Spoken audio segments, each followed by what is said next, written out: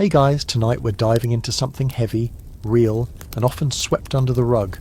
The grim, uncomfortable truth of what S3X and bodily autonomy looked like for women before modern times. You might think you're ready, but let's be honest, you probably won't survive this world if you're not a man, or if you think you'd have any control over your body. So before you get comfortable, take a moment to like the video and subscribe, but only if you genuinely enjoy what I do here. And hey, drop your city and time down in the comments. I always love seeing where and when you're watching from. Now dim the lights, maybe turn on a fan for that soft background hum, and let's ease into tonight's journey together. You're not you anymore. You've been born into a small rural village sometime around the 1300s.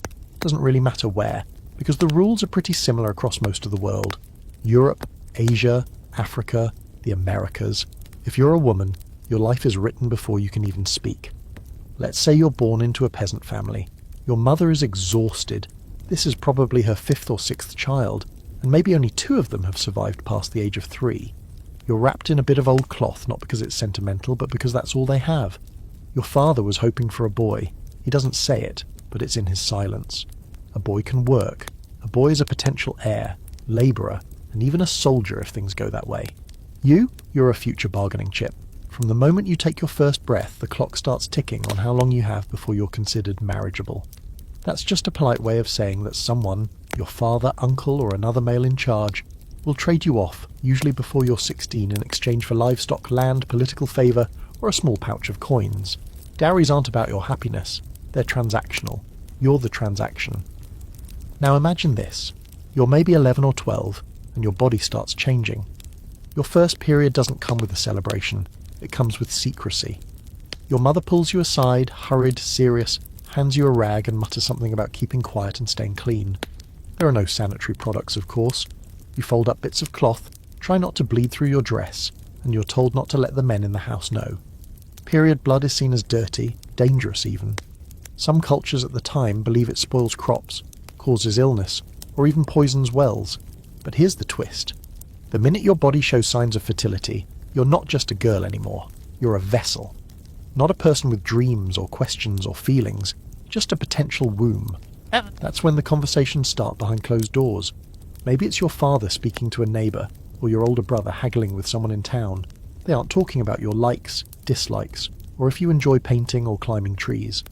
They're talking about how many goats you're worth.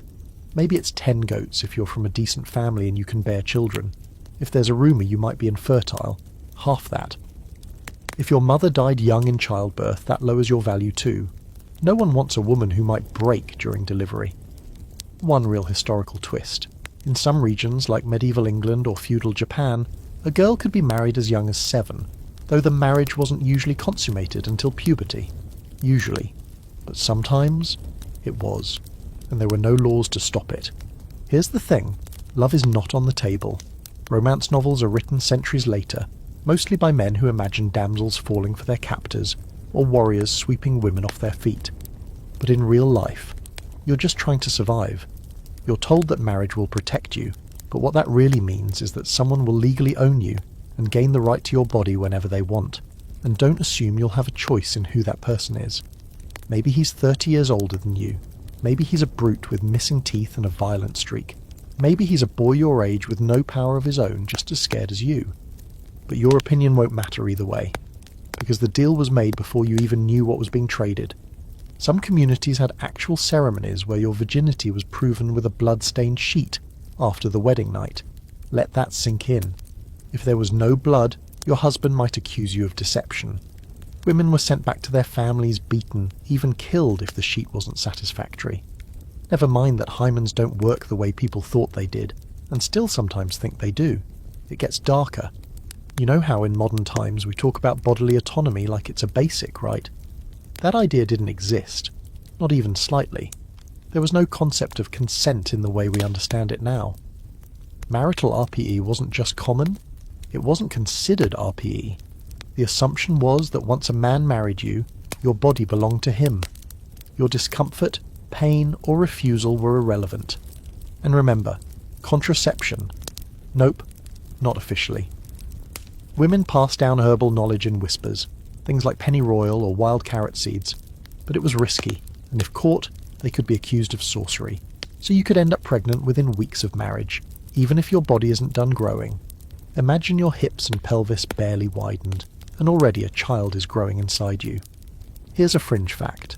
Some ancient cultures believed that female pleasure was a medical necessity, but only in weird, controlling ways. Ancient Greek doctors claimed that a woman's womb could wander around the body if she didn't have regular 𝐒, which sounds ridiculous, but it was taken seriously enough that women were pressured to marry and reproduce to keep their uterus in place.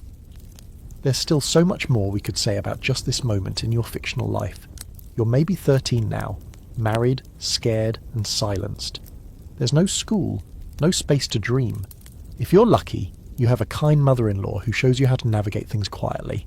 If you're not, you're alone in a locked house, with a husband you don't know, and a body that's not yours, and no one's coming to rescue you. Your wedding is a blur, not because you were swept off your feet or lost in love, but because no one bothered to explain anything to you. One day you're walking barefoot to the well, and the next you're in a stiff, itchy dress, your hair braided by trembling hands, and older women are whispering things you don't understand. There's a goat being slaughtered in celebration somewhere outside, and your father won't meet your eyes. That's how you know the deal is done. Marriage for women like you isn't a milestone, it's a finality, a full stop. You cross a line and there's no going back. One life ends, another, more constrained, begins. Your husband, if you can call him that, is twice your age. He smells like sweat and hard work, and when he looks at you, it's not with tenderness, it's with entitlement. He's paid, after all. Maybe it wasn't goats. Maybe it was a plot of land, or a connection to someone with a little more influence in the next village over. The point is, you weren't the bride. You were the bonus. The first night is not romantic. No one gives you a pep talk about butterflies or nervous excitement. Instead, the women who dressed you offer quick warnings. Be quiet. Do what he says. Don't make him angry. Bleed, if you can. That's the proof. That's the performance. And afterward, when it's over, you lie there, sore and silent, while the proof of your virginity is examined like a signed receipt. If there's blood, you're safe, for now. If not, things get dangerous, fast. Some girls are returned, publicly shamed, or worse. There are stories of fathers stabbing daughters in the name of family honour, all because a bedsheet didn't match their expectations. You quickly learn that your body is less yours than it's ever been.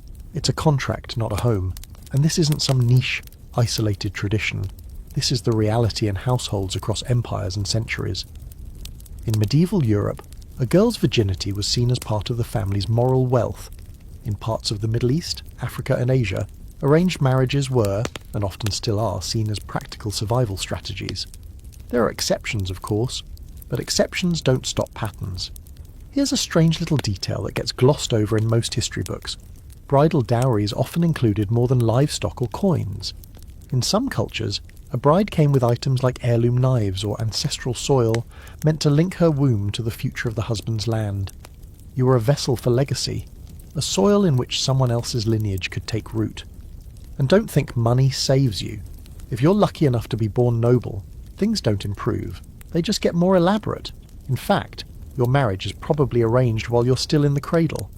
You're a toddler in a lace bonnet and already promised to the third son of some duke you've never met. He'll claim you when you reach an age deemed appropriate by your father's agreement, and if that age happens to be 12 or 13, no one blinks. You might be paraded in a gown that weighs more than you do, your hair twisted into some fashionable misery, and your face painted white to look more pure. Everyone claps and sings as you're walked into a home full of strangers. But don't be fooled, you're still an acquisition. The jewels on your neck are part of the packaging. The fancy name you now carry, a brand. Legally speaking, once you're married, your identity evaporates. In most medieval legal systems, especially in Europe, you are now your husband's property. Not metaphorically, not romantically, legally. Under coverture, a married woman had no separate legal existence. She couldn't own property, she couldn't inherit, she couldn't testify in court. You become a silent extension of the man you now live under, and the expectation is crystal clear: produce children, preferably sons, quickly. If you can't, well, let's just say you might find yourself replaced, disgraced, or quietly locked away in some crumbling tower with only a maid and a prayer for company. But let's zoom back out. Most women aren't nobility. Most women, peasants, workers, villagers, are grinding away under even rougher conditions. You rise before dawn, you haul water, you cook, clean, sew, sweep, mend, birth, nurse, and try not to cry when it hurts, which is often. S3X isn't pleasure, it's routine, a duty, a risk. And here's a bitter little twist. While men had all the legal rights and none of the reproductive consequences, you had all of the consequences and zero rights. If your husband is unfaithful, it's just what men do. If you're unfaithful, or even suspected of it, you could be beaten, imprisoned, or executed. Adultery laws were almost entirely one-sided, and they weren't just moral judgments. They were about property and bloodlines. If you bore a child that wasn't your husband's, it could disrupt inheritance lines. That wasn't a baby. That was a political scandal. This is where things get even murkier. In many societies, the difference between marriage and slavery for women was basically paperwork. And sometimes, not even that. Enslaved women, of course, had even fewer choices. But even free women were bartered like livestock and given as gifts. You don't feel like a wife. You feel like part of a furniture set. Something bought, used, and passed down. And there's no recourse, no help, no social media to blow the whistle, no hotline. If you protest, you're dramatic. If you run, you're ruined. If you fight back, you're dangerous. There's no word for trauma, no framework for abuse. You just keep your head down and survive the day. Still, tucked away in corners of history, a few women whisper back. 1 in 10, maybe fewer, finds a way to use the system against itself, navigating alliances, learning to read, hiding herbs, forming quiet rebellions. But we'll get to them later. For now, you're 15, married, tired. You don't know what's happening inside your own body, but you're scared of the changes. No one teaches you. No one asks how you feel. Your husband expects you to smile when he reaches for you at night. Your mother-in-law expects you to give her a grandson, and all you want is to go back to the fields, to your sister, to the sky you used to stare at when you still felt like you belonged to yourself. But you don't. Not anymore. You quickly learn that your value isn't just in your obedience. It's in your body staying untouched by anyone else until your husband owns it, and once he does, in how many children you can produce. But there's a darker twist. All of this rests on one myth: virginity. A concept so loaded, so obsessed over, that it becomes the defining feature of your life, and the haunting ghost behind every sideways glance or whispered rumour. You've probably heard this one. A woman's virtue lies between her legs. It's repeated in different forms across cultures and time periods, but the message never changes. Your virginity is your ticket, or your trap, is what makes you marriageable, respectable, pure. But no one ever stops to explain what virginity actually is. Spoiler alert, medically, it's nonsense. There's no universal proof of virginity. The hymen, that thin bit of tissue everyone's obsessed with. It varies wildly in size, shape and elasticity, and it can wear away naturally or never tear at all. Some girls are born without one entirely, but none of that matters. What matters is the story, the blood-stained sheet, the performance. In many cultures, the morning after your wedding night is a public ritual. The sheet, or dress, or cloth is examined by elders, sometimes even paraded through town, to show everyone that your husband won a virgin. Some families keep that cloth for years like a twisted trophy. And if it's missing, if there's no proof, well, that means you're either impure, untrustworthy, or possibly the worst thing a woman can be in this world: experienced. Experience isn't empowering here, it's incriminating. A girl who knows anything about her own body is suspicious. Where did she learn that? Who taught her? What did she do? Even something as simple as confidence, eye contact, or a curious question can get you branded a harlot. And it doesn't stop at marriage. Even unmarried girls live under constant surveillance. Your behaviour, your posture, even your laughter can be dissected for signs of immodesty. If you're too shy, you're hiding something. Too friendly, you're inviting trouble. It's like you're walking a tightrope where either side drops straight into shame. And shame is currency. Entire communities run on it. Your family's reputation, your sister's futures, your cousin's prospects, all tied to whether you've kept yourself pure. So if anything happens, anything unwanted, anything non-consensual, anything forced, it's still your fault. Because virginity isn't about what you do. It's about what's been done to you, and whether or not it's visible. Here's a fringe fact. In some parts of Renaissance Italy, especially among the wealthier classes, young brides were sent to doctors or midwives before marriage to verify their virginity. These women, often poorly trained, often bribed, would examine the girl's body and issue a verdict, a yes or a no, a future or a disgrace. Some families even paid for reconstructive surgery if needed. Yes, medieval hymen reconstruction was a thing, using everything from fish bladders to animal tissue. That's how far they'd go to protect a myth. And in case you're wondering where religion stands on all this, it's not great. The major religious doctrines of the pre-modern world, while varied in practice, almost universally reinforced the idea that a woman's virtue equals her sexual inexperience. The Bible, the Quran, the Talmud, and countless Hindu texts all emphasize female chastity, virgin birth, or sexual sacrifice in one form or another, which meant that even if your husband was violent, cruel, or just repulsive, you were still expected to submit. That word gets repeated a lot in religious texts. Submit, obey, honour. It's less about love and more about hierarchy. Meanwhile, male virginity, not even a topic. Boys are encouraged to be curious, assertive, even adventurous. S3X is their rite of passage. For girls, it's their death sentence, or at least the death of freedom. Once it happens, they're marked. And if you're thinking, well, surely people didn't believe in all this equally across all societies. True. The level of obsession with virginity varied. In some indigenous cultures in the Americas and Africa, women's sexual experience was seen more neutrally, or even positively. But colonialism changed that. When European empires spread across the world, they brought not only their flags and diseases, but their sexual paranoia. Virginity became a global obsession, exported through religion, politics, and patriarchy. You'd think that by now, maybe you're 17, maybe older, you'd be able to relax a little. You've had children, you've done your duty, but the scrutiny doesn't end. Because now the stakes are even higher. You've gone from being a virgin to being a mother, and that's another kind of tightrope. You're expected to be modest, nurturing, obedient, and above all, faithful. Any rumour of adultery, even a lie, can destroy you. And here's the sick irony. Even if your husband is cheating on you with the barmaid, the widow, or someone's daughter, no one cares. That's normal, expected even. Men have needs, they say. But if you look at another man, or if someone simply thinks you have, you're guilty. There are historical records of women being dragged into court based on anonymous tips or local gossip. Some were fined, others were imprisoned. In harsher regions, they were publicly flogged. In Islamic regions, under strict Sharia interpretation, 4 male witnesses were required to convict a woman of adultery, unless she was pregnant and unmarried.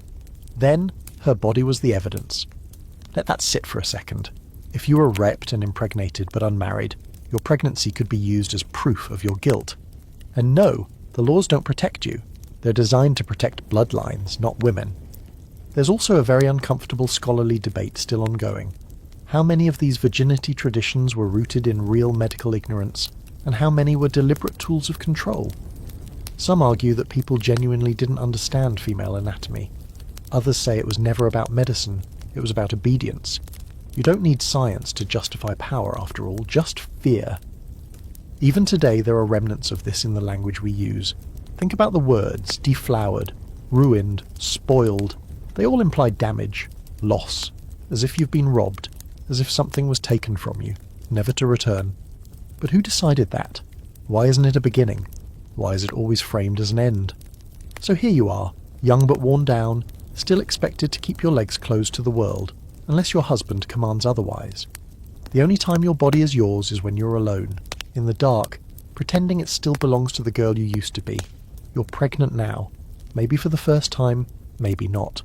It's hard to keep count when your body's never been yours. You feel the weight in your belly and in your bones. There's no glow, no prenatal yoga, no cheerful doctor's visits or gender reveal cakes. Just back-breaking labour during the day, a constant ache at night, and an unshakable sense that every hour could be your last. This isn't a joyful announcement, it's a warning, a countdown. Pregnancy in the pre-modern world isn't a miracle, it's a gamble. You know the odds aren't in your favour.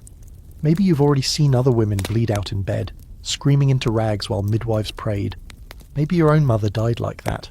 You know too many women who never got up again, or who birthed babies that came out too blue, too small, or not breathing at all. But none of that matters to the people around you. You're expected to carry on, to keep your head down and your mouth shut. The baby is your duty. The man who put it there, he's already thinking about whether he wants a son. Maybe he'll acknowledge the child if it's a boy. If it's a girl, he might ignore her. Or worse, blame you for failing to deliver something useful. Because make no mistake, this isn't about life. It's about legacy. You're not a mother. You're a vessel, a flesh and blood incubator. And the rules are strict. Don't eat the wrong thing. Don't get too emotional. Don't think impure thoughts, or the baby might be cursed. That's right. There's a whole catalogue of medieval superstitions tying your behaviour to the future of your unborn child. If you looked at a fire too long, the baby might be born with red hair. If you stepped over a cat, it might have a crooked spine. If you were afraid during an eclipse, the child could come out deformed. And heaven forbid something goes wrong. A miscarriage isn't seen as a tragedy. It's suspicious. Did you lift something heavy, even though no one would let you rest? Did you take the wrong herbs, the ones your aunt warned you about? Did you sin, think lustful thoughts, talk back to your husband? Then maybe the miscarriage is your punishment. God's will. Or worse. Proof that you were trying to end the pregnancy on purpose. Which, let's be real, a lot of women were trying to do, quietly, desperately and without help. And who could blame them? With no pain medication, no understanding of infection, and no guarantee of surviving childbirth. Some women saw the only control they could possibly have was over whether or not to keep the pregnancy. There were methods, of course, hidden ones. Folk remedies passed between whispering midwives and trusted aunts. Mixtures of bitter herbs like pennyroyal, rue, or savin. Dangerous, uncertain, and often fatal. You had to weigh the risk of bleeding to death against the fear of delivering another child into a life of poverty or abuse. But it wasn't just physical. Your mind frays too. The fear builds in your chest until it feels like drowning. You can't sleep. You wake up sweating, heart racing, afraid you'll die in your sleep and the child inside you will die too. Or worse, what if you survive, but the baby doesn't? That loss in this world won't make anyone comfort you. They'll shake their heads, maybe mutter that you weren't strong enough, or that God had a plan. You try to prepare for the birth, but there's not much to do. There are no doctors for people like you, only midwives, some experienced, some not. They've seen everything, heard every scream, cleaned every mess, but even they can only do so much. And here's the brutal truth. Childbirth was the leading cause of death for women for most of human history. That's not an exaggeration. In many regions before the 20th century, maternal mortality rates were staggering. In parts of Europe, 1 in 3 women died due to complications from childbirth. In others, infection from unwashed tools or hands led to death days after the baby was born. This wasn't considered an emergency. It was expected. A woman's life was the cost of reproduction. It was a risk baked into her existence. You weren't special. If you died, people might sigh and say, she served her purpose. The more elite you were, the more ceremonial and still terrifying this process became. Aristocratic women were often shut away for weeks before giving birth, confined to dark, hot chambers with thick curtains and no fresh air. It was supposed to be protective. In reality, it increased the risk of infection and suffocation.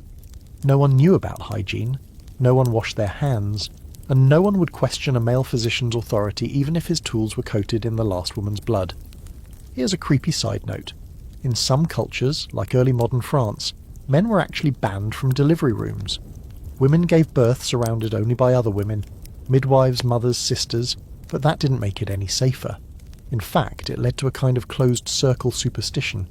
If you died in childbirth, it was blamed on curses, bad luck, or moral failure, not bad science. And then, of course, there were the babies, stillborns, breech births, twins where only one survived, babies with deformities blamed on sinful behaviour, or spirits, or the devil. The mother got the blame for everything. It didn't matter that no one knew about genetics or nutrition or prenatal care. You were the incubator, and if the output was flawed, you were faulty. Even if the birth went well, even if you lived and the baby lived, the job wasn't over. In fact, it had only begun. Breastfeeding, cleaning, holding, rocking through the night while your body still bled from the trauma.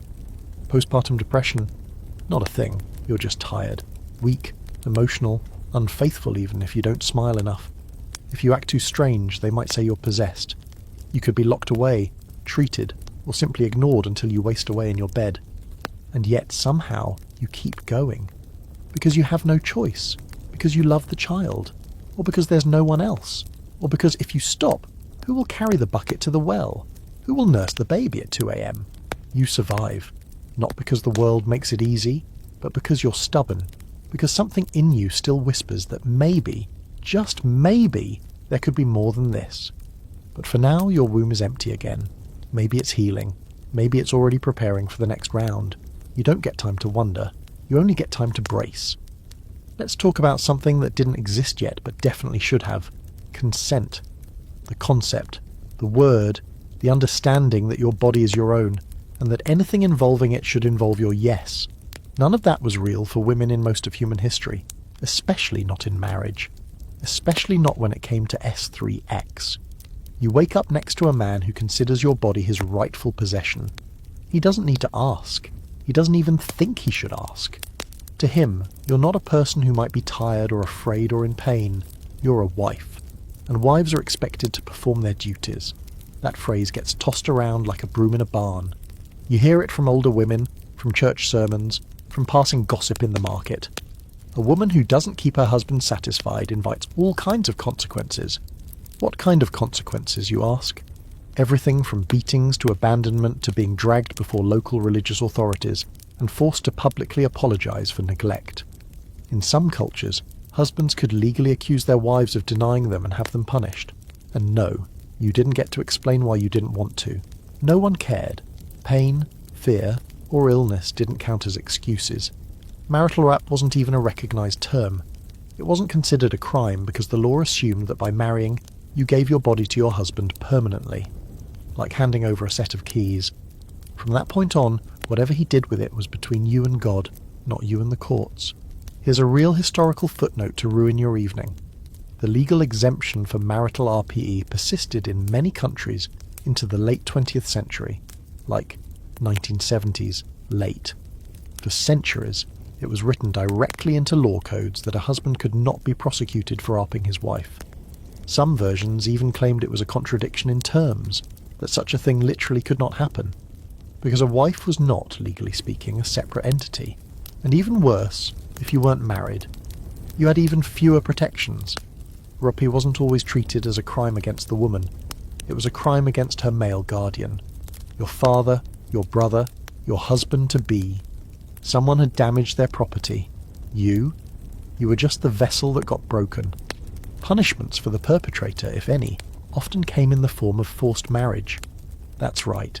Some men could escape punishment by agreeing to marry the woman they assaulted. That way, her honour was restored, and the community could pretend nothing had happened. As if a wedding ring erased the trauma. As if tying yourself for life to your attacker was a solution.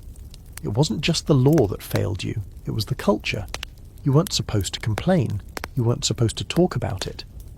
In most communities, sex was something women endured, not something they enjoyed. If you expressed pain or dissatisfaction, you were labelled frigid, sick, or sinful. If you showed any pleasure, you were dangerous, maybe even demonic. There was no safe middle ground. And the fear? It was constant. If your husband was angry, drunk, or simply in a foul mood, you had no right to refuse him. Your body wasn't a boundary. It was an obligation. You could cry, go limp, stare at the wall, but it didn't matter. There was no language for what was happening to you and no one to listen even if there had been. Meanwhile, scholars, doctors and religious leaders wrote entire treatises about how to manage women. The general consensus: women were weak-willed, lustful, and in need of control. Their desires, if acknowledged at all, were considered animalistic and dangerous. So the answer was domination, structure, discipline. A woman who didn't submit was a threat to the divine order. One fringe theory from the ancient and medieval world claimed that women experienced more pleasure from sex than men, which, ironically, was used to justify controlling them more strictly. The logic went, if women like it more, then they're more likely to be unfaithful, so better keep them locked down. You know, for their own good. Let's be clear, pleasure wasn't considered your right. You weren't supposed to know what your body was capable of, and if you discovered it on your own, that was a serious problem. Masturbation for women was considered not only sinful but medically dangerous. Some early physicians believed it caused hysteria, infertility, or moral decay. So even if you found a moment alone in the barn or the woods, even if you felt something other than fear in your own skin, you had to carry the guilt with you. And if you did speak up, if you said no, pushed back, showed fear or resistance, that's when the other side of the system revealed itself. Punishment. Physical violence was common. Beatings, burnings, humiliation. In some places, women who refused their duties were put in the stocks or publicly shamed. In others, they were sent to religious institutions for reform. The idea wasn't to listen, it was to correct, to beat the disobedience out of you. And then there was the psychological manipulation. You were told over and over that a good wife sacrifices, that her suffering is holy, that silence is strength. Women's bodies were expected to be passive, to absorb everything without complaint. You were compared to saints, martyrs, obedient animals, or silent stones. The fewer needs you expressed, the more virtuous you were. Of course, none of this was framed as abuse. It was dressed up in lace and vows and scripture. But deep down you knew. You knew every time you flinched when the door creaked open at night, every time you stared at the ceiling and waited for it to be over, every time you scrubbed yourself raw afterward, trying to erase the feeling. So let's not romanticize the past. Let's not talk about simpler times or traditional roles without acknowledging this part. The silence, the violation, the absence of choice. You might survive in this world, but not without losing pieces of yourself. You'd learn how to go still, how to separate mind from body, how to act like nothing happened. Because if you didn't, it would only get worse. You're not allowed to say no, and that's the most violent thing of all. So what if you don't want to be a wife? What if the thought of marriage makes your stomach turn and you'd rather spend your life reading, praying, or just alone? That question is dangerous, because in the world before modern times there are really only two paths for women: marriage or some variation of exile.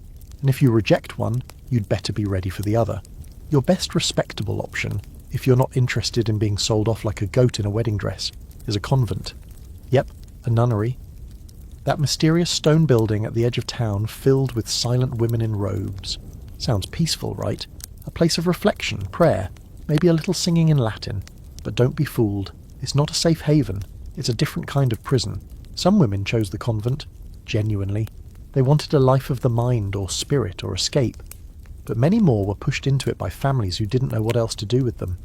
Maybe you were too plain to marry. Maybe your dowry was too small. Maybe you showed too much curiosity or too much resistance. A stubborn daughter is a problem. But a nun? That's a solution. You're taken to the convent at 13, 14, maybe younger. Your hair is cut. Your clothes are replaced with a rough, simple robe. You take a new name, vow obedience, chastity, and poverty, and from that moment on your body becomes church property. Literally. You are a bride of Christ, and that means no man can touch you, unless, of course, he has a key to the cloister and no fear of sinning in secret. Let's not pretend the convent is pure sanctuary. Yes, some were places of learning, literacy, and community. But they also operated under strict male authority. Priests and bishops controlled every detail, from your food rations to your sleeping arrangements. And if one of them decided to take advantage of his power, there was little you, or anyone else, could do. Stories of abuse behind cloistered walls aren't just whispered rumours, they're written into history.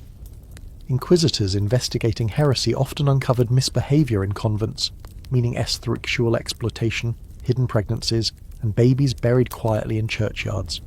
If a nun was discovered pregnant, the man involved might be quietly relocated. The woman? She'd be punished. Publicly. Branded a heretic or seductress. And if you think Bride of Christ gave you autonomy, think again. Nuns were still subject to male governance. They couldn't leave without permission. They couldn't inherit wealth. And many convents were more like holding pens for inconvenient women, widows, disobedient daughters, or noble girls whose families needed a religious token for status. Here's a weird little historical quirk. In some places, families actually rented out their daughters to convents temporarily. It was cheaper than marriage and gave the illusion of piety. You'd live as a novice for a few years, then be brought back home and sold off properly once your family scraped together a better dowry. So much for divine calling. Of course, the convent wasn't the only supposed escape from the nightmare of forced marriage and motherhood. Some women tried to carve out independence through solitude, living as recluses, wise women, or spinsters. That last word became a slur, but originally it just meant someone who spun thread, a common trade for unmarried women. You'd find a quiet cottage, maybe near the woods, and survive on your own terms. But independence came at a price. If you weren't attached to a man or the church, you were suspicious. Alone, opinionated, or childless. Then surely you must be unnatural, dangerous. A witch, perhaps. You start to feel it in the way people look at you, the way their conversations die when you walk into a room, the way children are told not to go near your home. Maybe someone's cow gets sick. Maybe a child dies in the night. Suddenly you're the cause. Not because you did anything, but because you were there, alone, female. And that's when the real fear begins. Because if the town turns on you, there's nowhere to run. You don't own land. You don't have legal protection. You can be accused of anything, and if the right man agrees, that's all it takes. But back to the convents, because for a brief window in history, some of them did offer something rare. Literacy. You learn to read. You copy manuscripts. You study Latin, scripture, even a little science. If you're lucky, you're in a wealthy convent where the prioress protects her sisters and encourages learning. You might even write a poem, a letter, a thought that belongs to no one but you. But don't get too comfortable. Knowledge is dangerous. If you ask too many questions, you could be accused of pride, or worse, heresy. Women weren't meant to think too much. Just pray. Just serve. Even inside a convent, obedience was the highest virtue. And if your body betrays you, if you fall ill or age or simply break down from years of silence, there's no gentle retirement. You die in your cell. Maybe someone remembers your name, maybe not. Maybe a candle is lit, maybe nothing at all, and you were obedient, that was your legacy. This is the illusion of escape in a world that gives you two choices. Be owned by a man, or be owned by God. And if you step outside either line, the world will call you wicked. Will find ways to silence you, punish you, erase you. You want freedom? It doesn't exist yet. Not in any legal form, not in any widespread cultural movement. That's still centuries away. For now, you're a ghost walking corridors of stone, hiding in plain sight. You've avoided childbirth, maybe. You've avoided a violent husband, but you haven't escaped the system. You've just found another cell. The bars are just carved in Latin this time. You live quietly, obediently, cautiously, until someone points at you. Maybe it's the village drunk, the midwife's jealous cousin, a priest who caught you looking a little too directly at the altar. It doesn't really matter. All it takes is one accusation, one whisper that you're strange, unnatural, too smart, too old, too unmarried, too you. And just like that, you're a witch. Not the cackling, broom-riding cartoon version, not the sassy girl with cool powers from some modern Netflix show. No, this kind of witch is something far more dangerous and terrifyingly common. She's what society creates when a woman refuses to fit into the mould. And in a world obsessed with controlling women's bodies, any hint of independence is a threat. You've seen this happen before. Maybe you remember that older woman who lived alone by the river, who always knew when the cows were about to calve, or which herbs helped with fever. The men respected her, until they didn't. One sick baby, one crop failure, one storm too many, and suddenly she was the problem. Not nature, not chance. Her. And now it's your turn. You're dragged into the town square.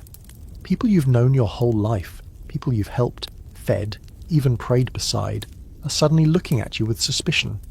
You feel their eyes crawling over you, looking for proof. A mole here, a scar there, anything strange that can confirm their growing certainty.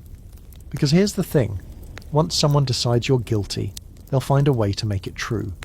One woman says she saw you walking alone in the woods. Another claims her milk went sour after you looked at her cow. Someone else says their husband had a dream about a black cat. That's enough. The seeds of fear are planted. You deny it, of course. You plead, you weep, you swear on everything holy. But that doesn't work.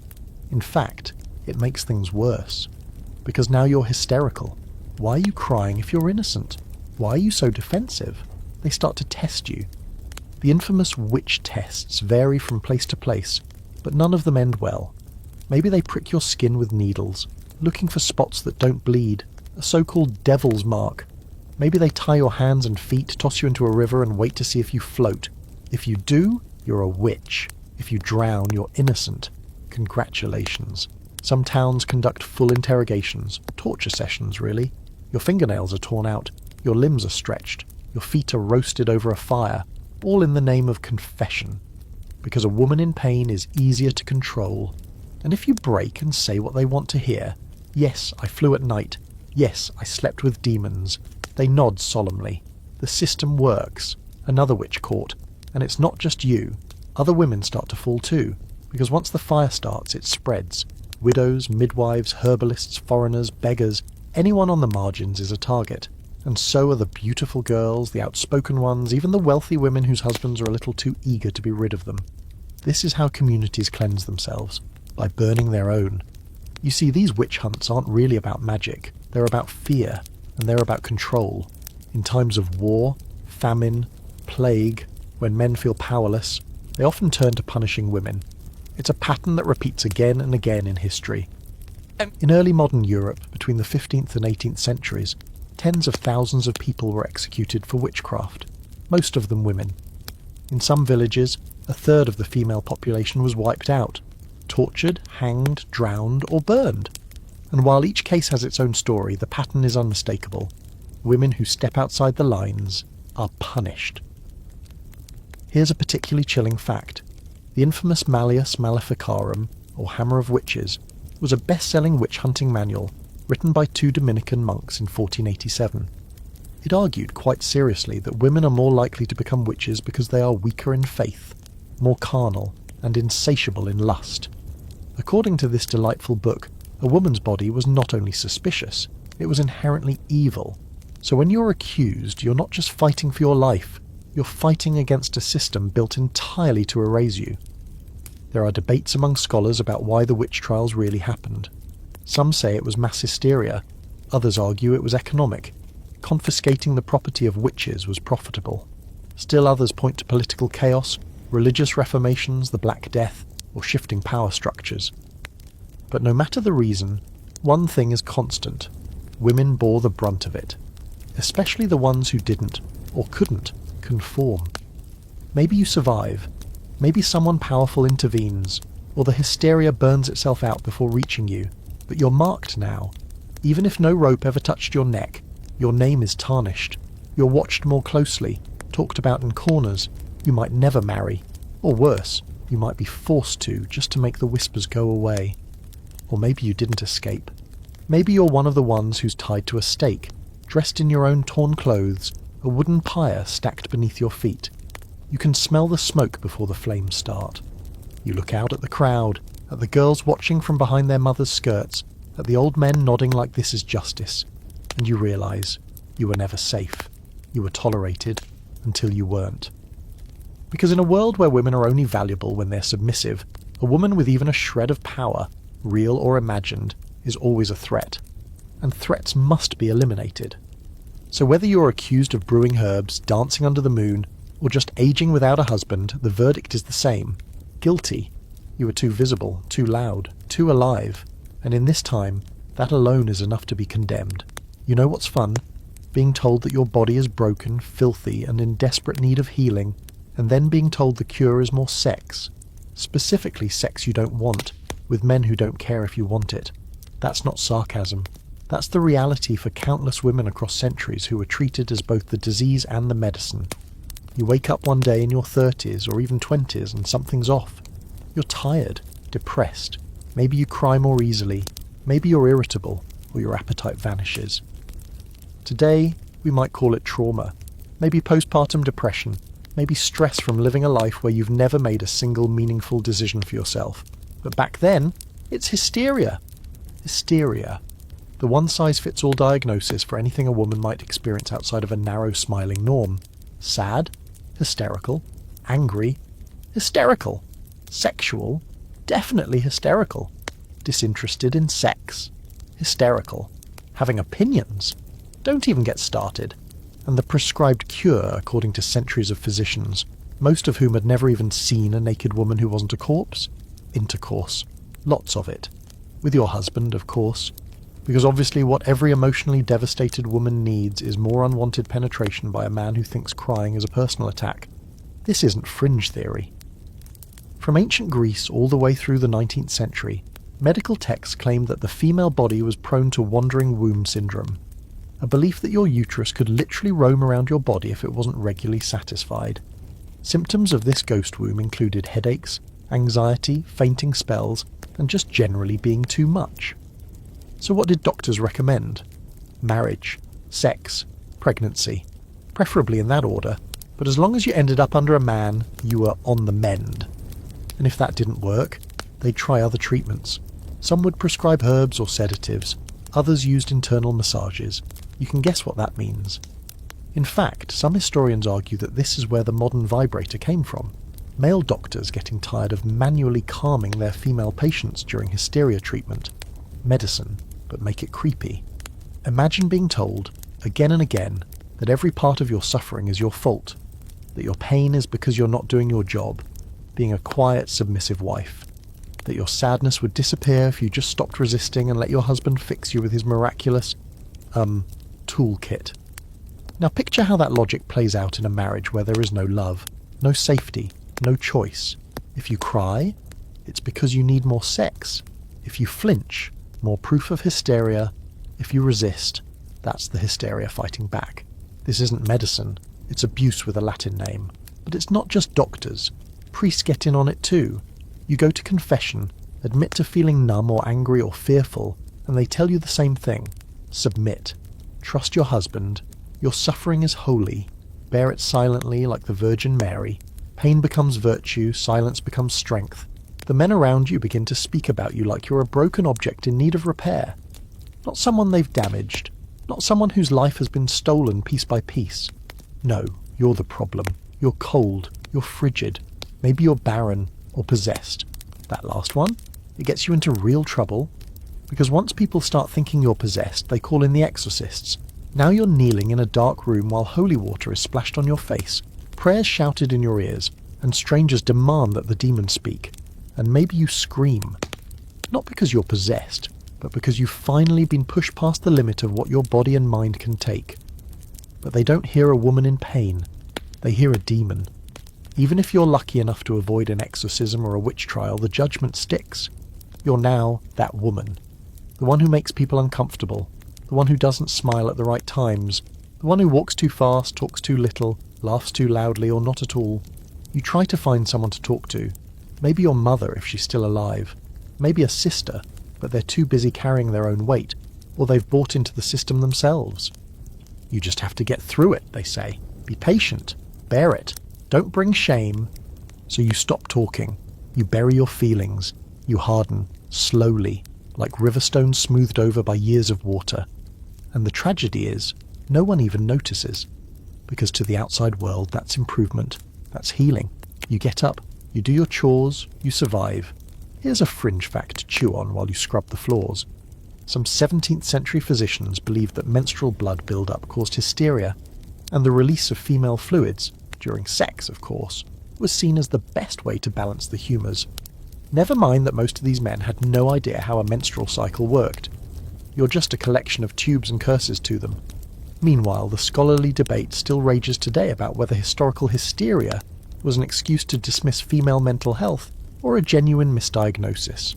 Honestly, it's both. Doctors weren't evil masterminds, but their ignorance was deadly. Women weren't treated as full humans with thoughts and needs. They were strange vessels to be managed, controlled, calmed down. And through all this, the one thing never addressed is the possibility that your suffering isn't internal. It's coming from outside, from the way you're treated, from the life you were forced into, from the trauma no one ever named. But they won't see that. Not for hundreds of years. Not until women begin to speak, to write, to fight for language that describes what's actually happening. Until then, you're just a diagnosis, a whisper, a problem. And the cure? More of what broke you in the first place. You learn early on. Don't talk about it. Not in the market, not at the well, not even in your own home unless the doors are shut and the wind is loud enough to cover your words. Because to speak of S3X, especially as a woman, isn't just scandalous, it's dangerous. There's a silence so deep it becomes its own kind of law. You feel it like a weight behind your ribs, a tightening every time you have a question you're not allowed to ask. What does it mean to be a wife? What is pleasure supposed to feel like? Is this normal? Does it always hurt? Why does no one prepare you? But those questions stick in your throat, because from the moment you hit puberty, you're taught one thing above all: good girls don't talk about that. You cover your chest with your shawl. You lower your eyes when men speak. You learn to smile politely at wedding jokes, even when you're terrified of what the wedding night actually means. Any curiosity is met with sharp correction, even if it comes from other women, maybe especially then. Mothers, sisters, aunts. They pass down not just rules, but silence. They've learned the price of speaking too freely. They've lived the consequences, so they keep their lips tight and tell you to do the same. And if you do break the code, if you say something too bold or are something too blunt, you're suddenly fast, filthy, difficult. Boys avoid you, or worse, target you. The village girls whisper behind your back. Grown women look at you like you're a fire that might spread, because no one wants to be near the girl who talks about what no one is supposed to name. This silence is more than cultural, it's institutional.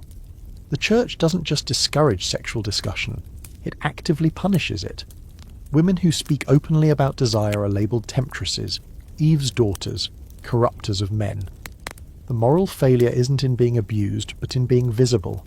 The sin isn't the violation, it's the admission. You begin to understand that silence is your only protection.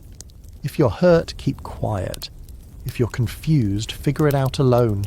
And if you dare to want something more, touch, intimacy, connection, you push that desire down so deep it starts to rot in your chest. In some places, even your body is hidden.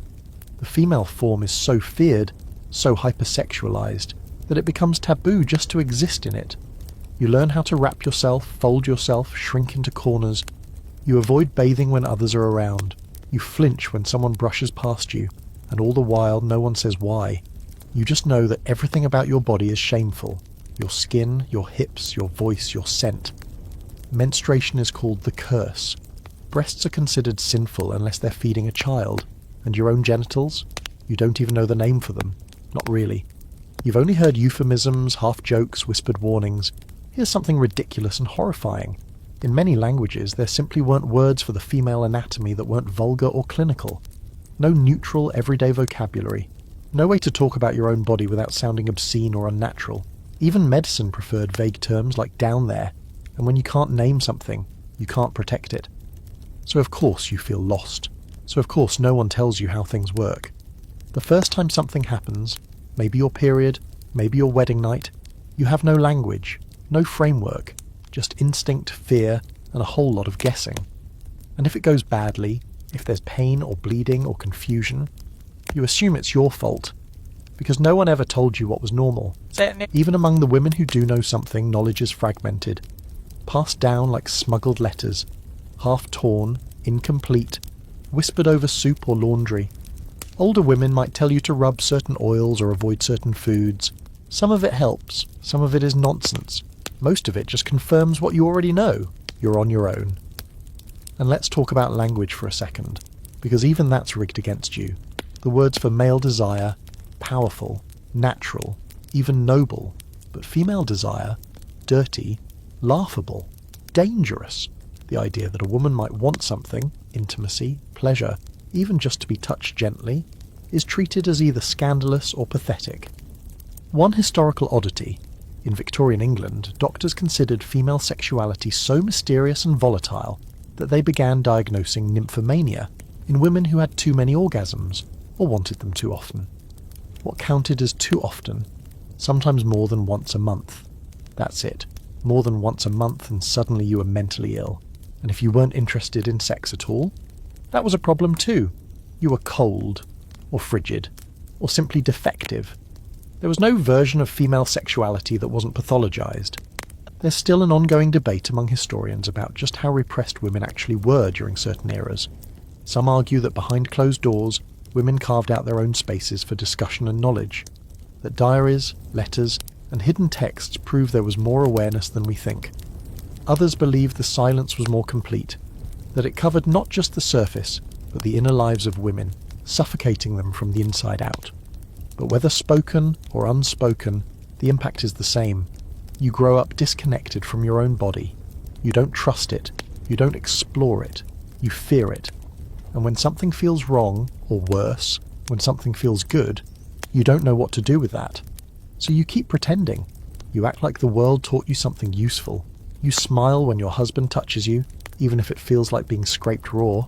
You nod when older women tell you it gets easier. You stay silent when your daughter starts asking questions, because you were taught silence, and now you're passing it on. Not because you want to, but because it's the only language you were ever taught. There's one person in the village who knows what's going on. She's not a priest or a doctor or anyone official. She's the midwife, the woman people both need and fear.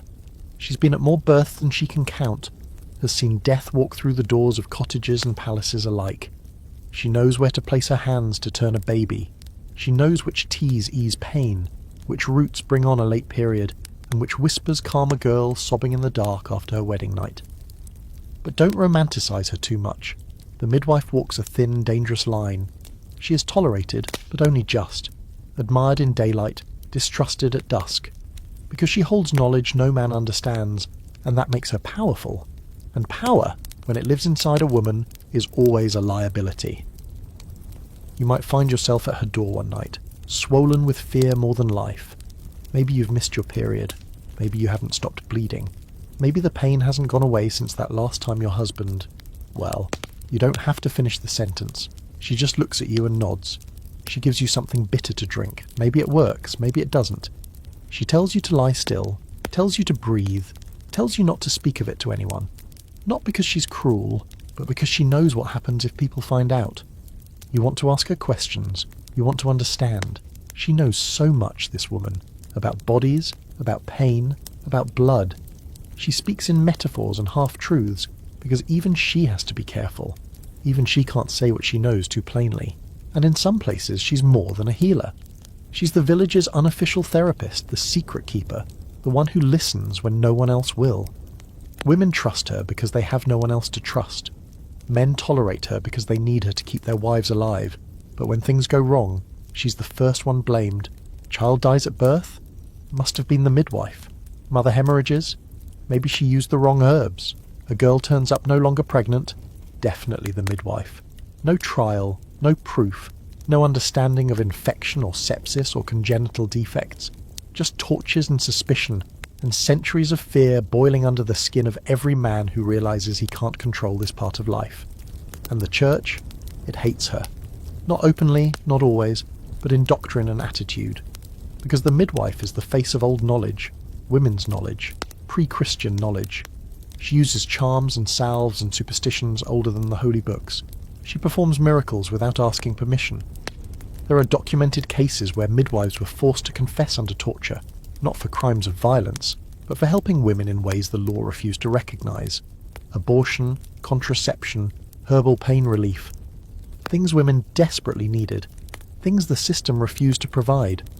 In many parts of Europe, especially during the peak of the witch-hunting centuries, being a midwife was essentially an accusation waiting to happen. Some women disguised their work under religious language. Others simply stayed quiet, avoided notice, practiced medicine in private. Because the wrong patient, the wrong rumour, the wrong night, any of it could end their lives. And yet the irony is sharp. Without her, women would die in greater numbers than they already do. She's the one who knows how to reposition a breached baby without breaking the mother's pelvis. She knows what herbs will stop a hemorrhage. She knows how to stitch a torn body with a thread and a prayer.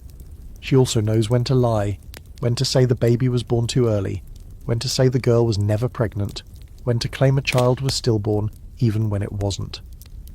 The ethics of survival are murky when the world is this cruel. She does what she has to do, so do you.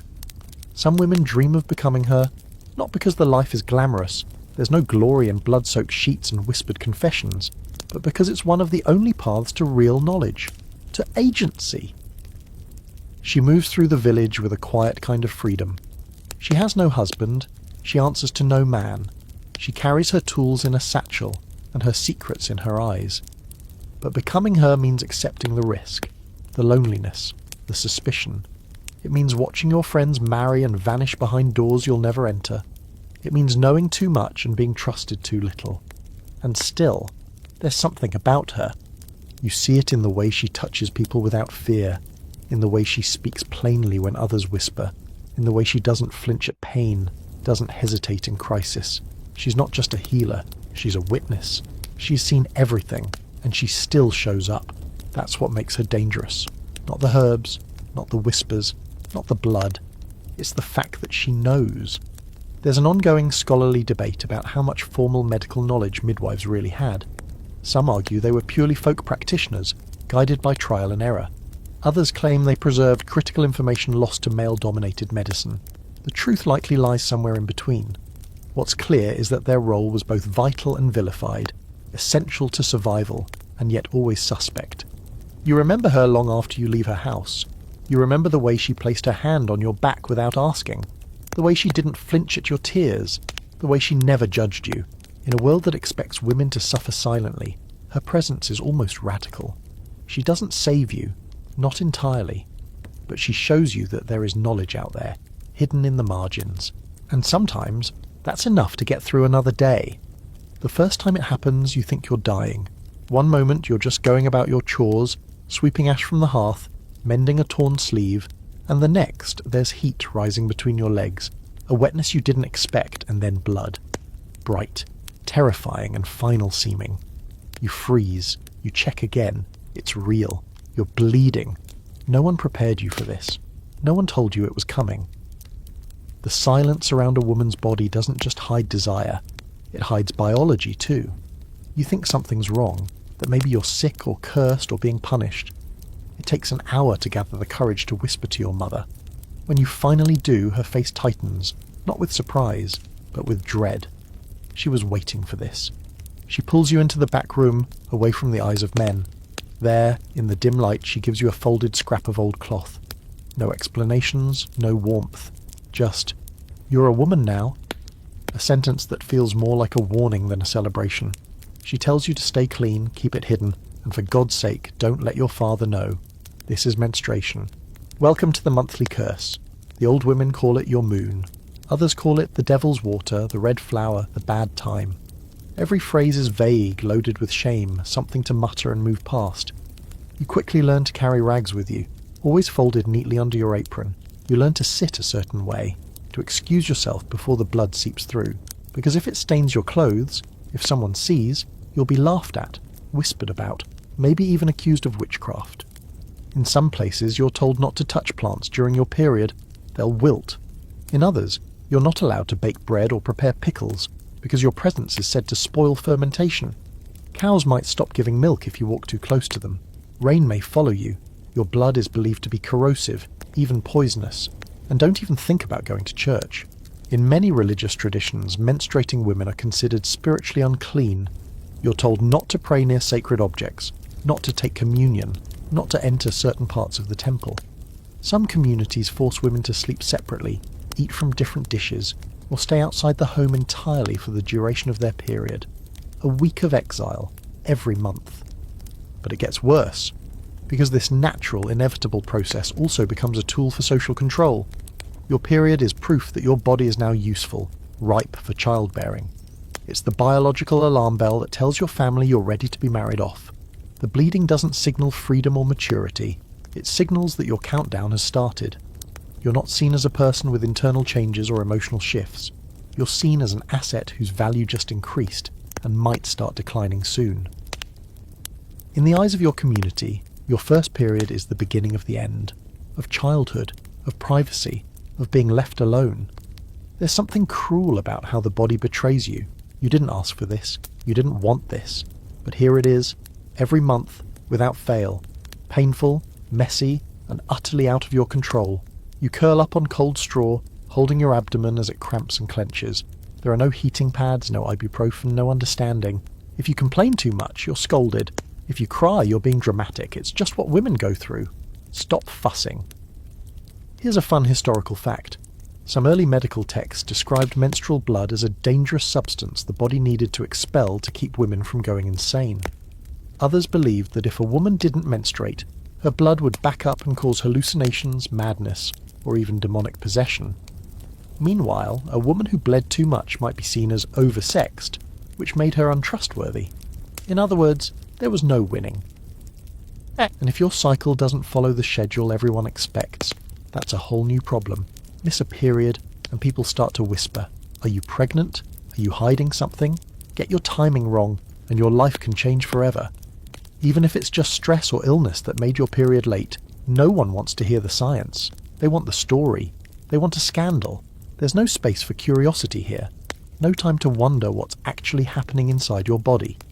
If you try to learn, try to ask, try to understand, you're met with silence or suspicion. If you talk about it too much, you might be accused of seducing someone.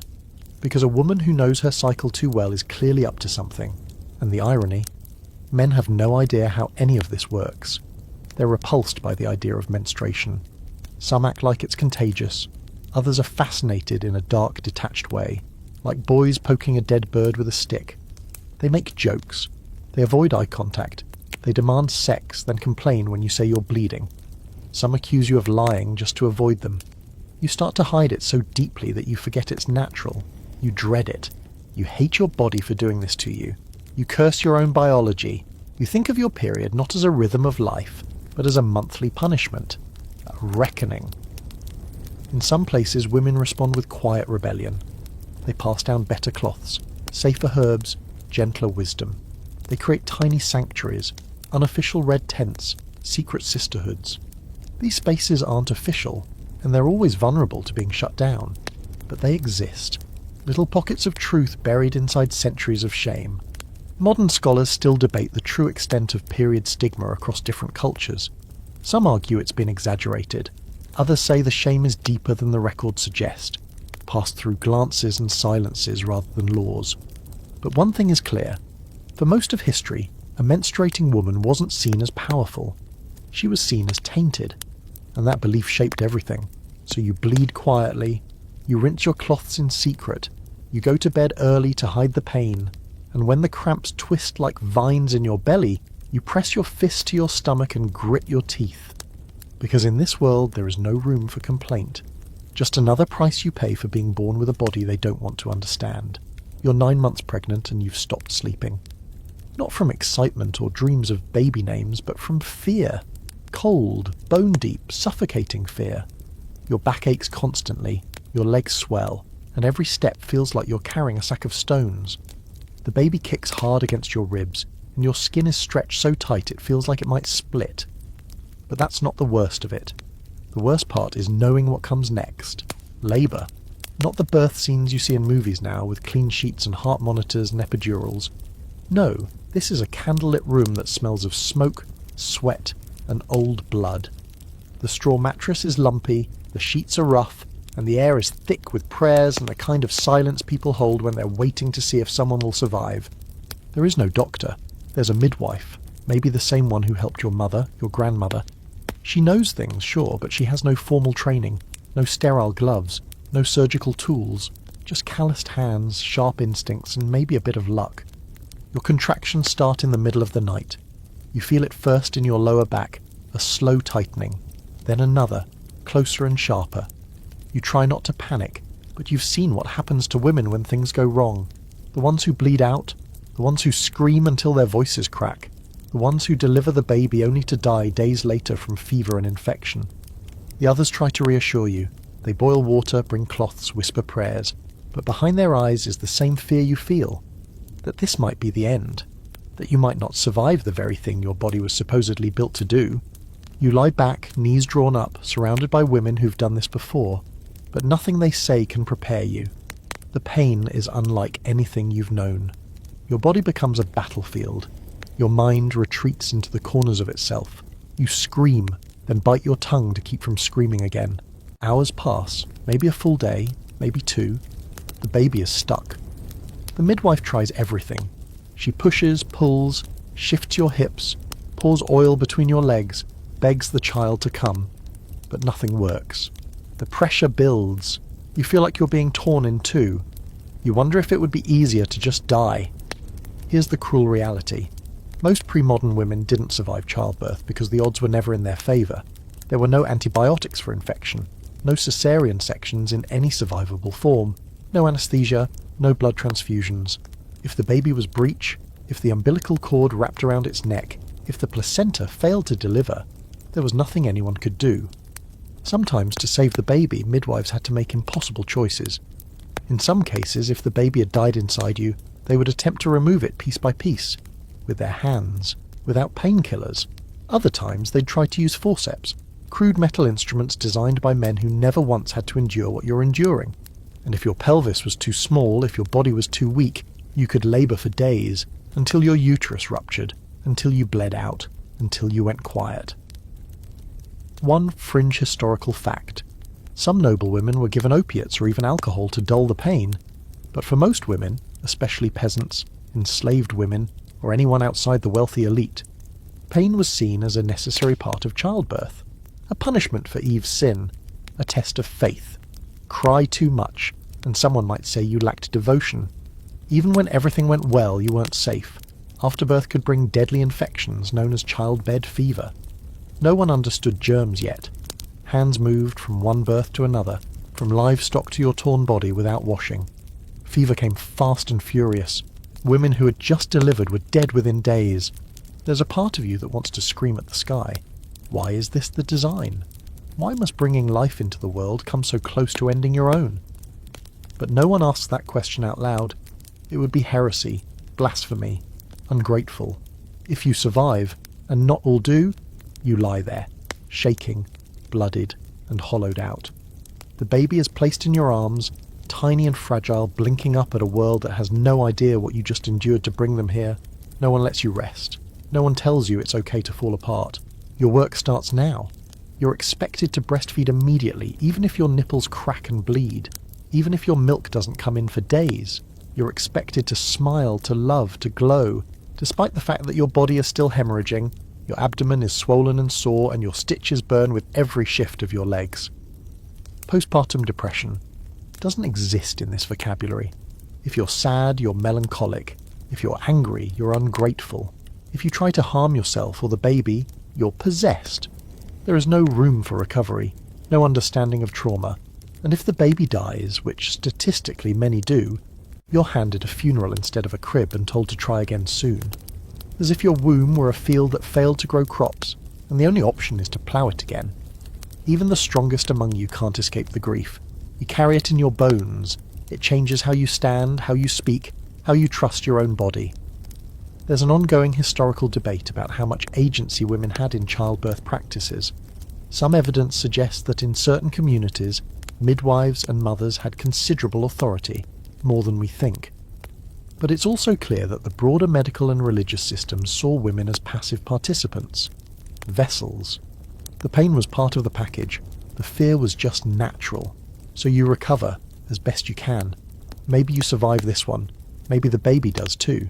You nurse in the dark, you hum lullabies, you try not to think about doing it all over again next year, because your value in the eyes of this world is still tied to what your body can produce, and no one cares what it costs you. You've survived childbirth. Maybe more than once, maybe many times. You've watched your body stretch and tear, watched it heal, or not heal, and gone back to work anyway. Because no one's giving you a break.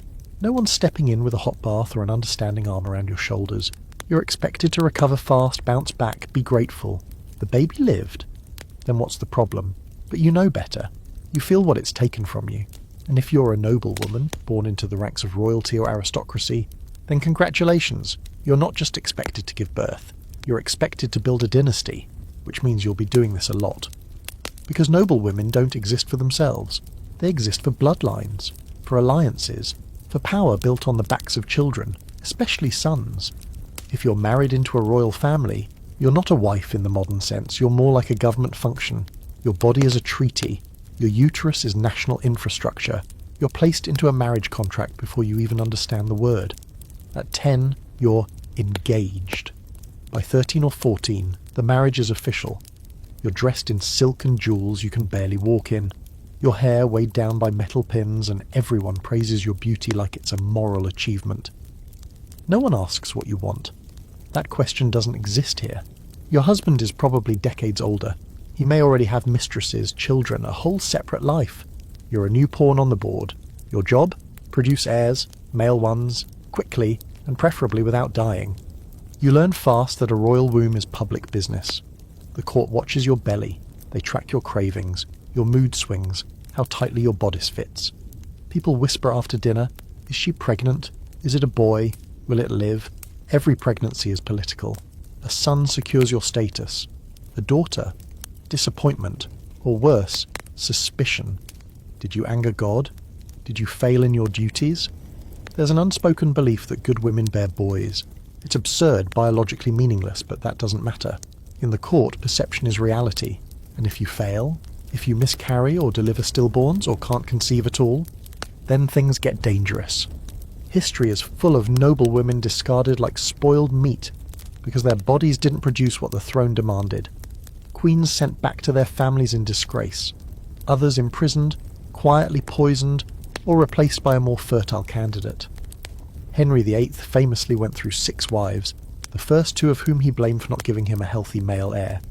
He changed his religion, his entire country's religion, just to get out of one marriage and into another.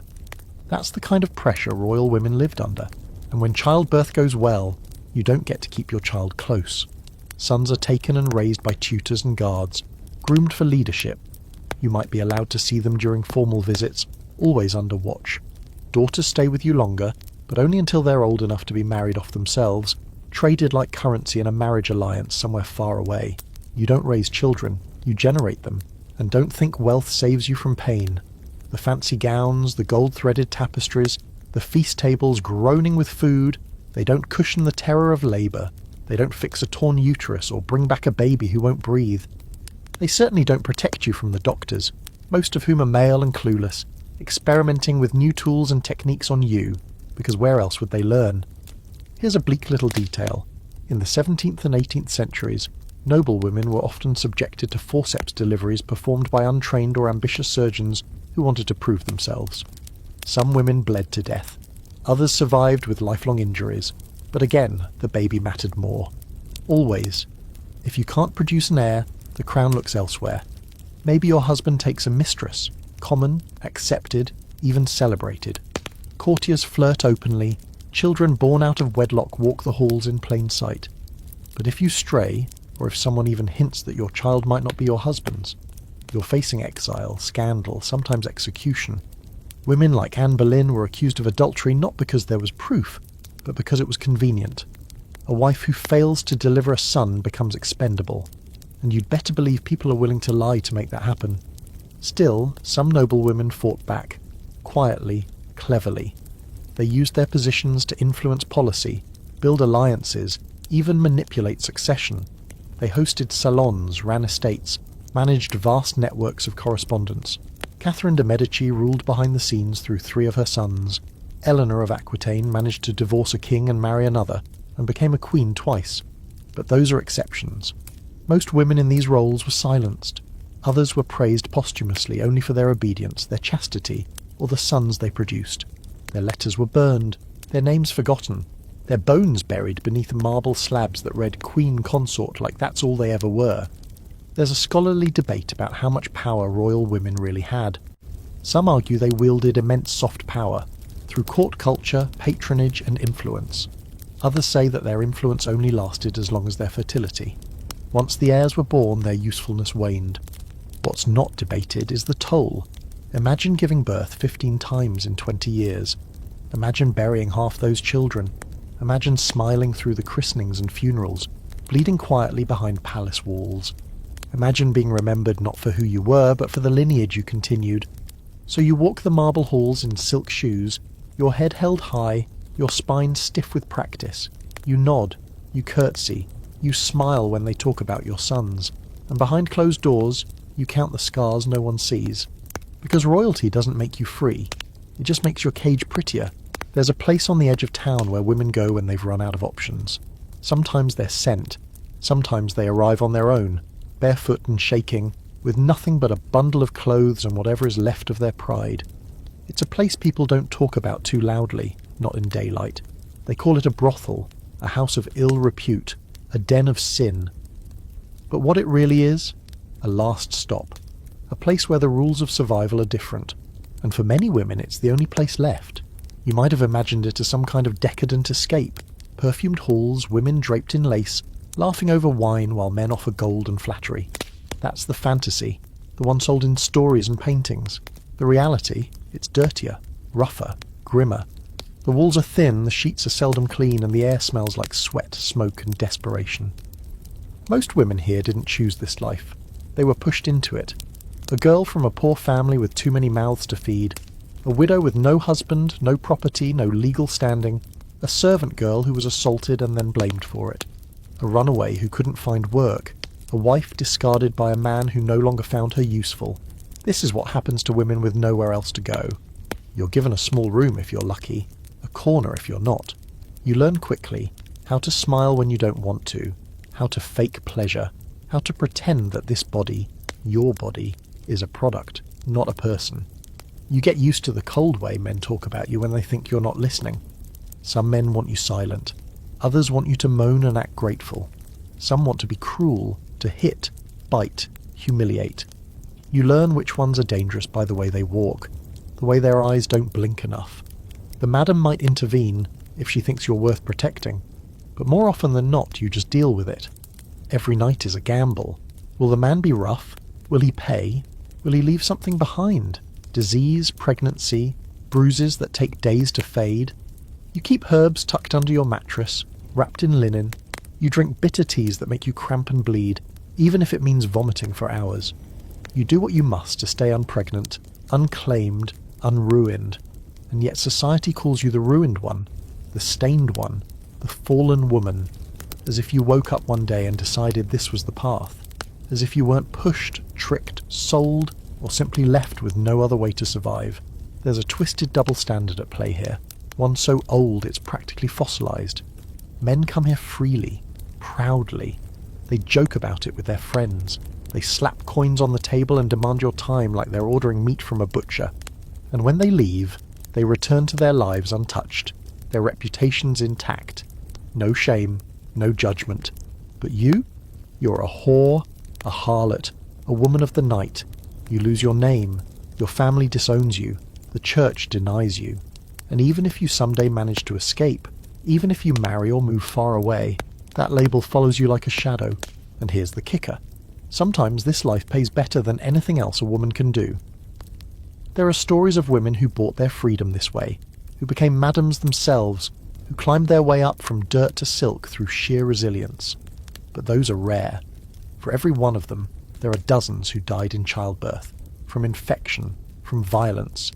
Women who slipped out the back door one day and were never seen again.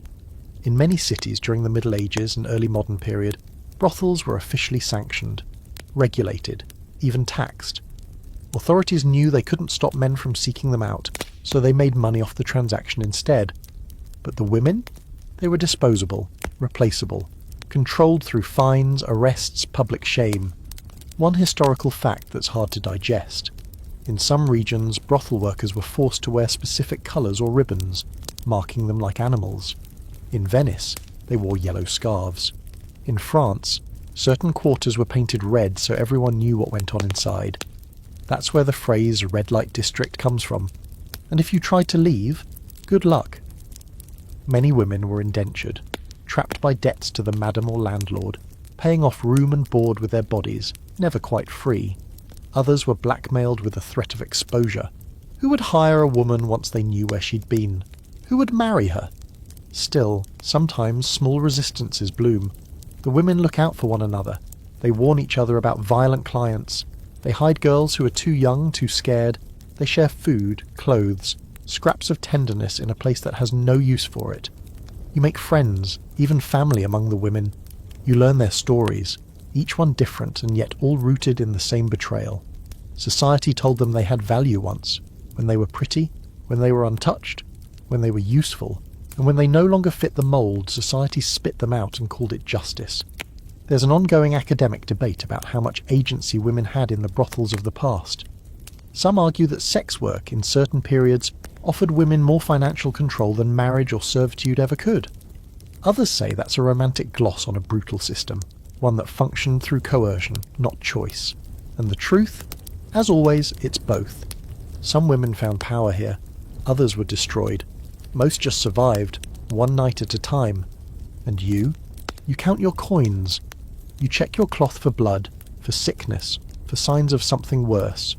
You sing softly when the building is quiet, songs from a childhood that feels like someone else's. You wrap your shawl tighter and try not to think about the girl you used to be. Because in this world, survival often means becoming something they never let you choose. You've made it this far without vanishing into childbirth, scandal, or the flames of a witch trial, but that doesn't mean you're safe.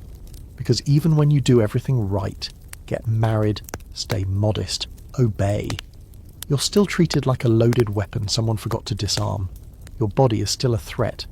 So society invents something else to contain it. Chastity. And if obedience wasn't enough, now they want proof of permanent control. And let's talk about the chastity belt. Yeah, that thing. Maybe you've seen one in a museum. Cold iron, buckles, a medieval-looking torture device that screams, "This is why we can't have nice things."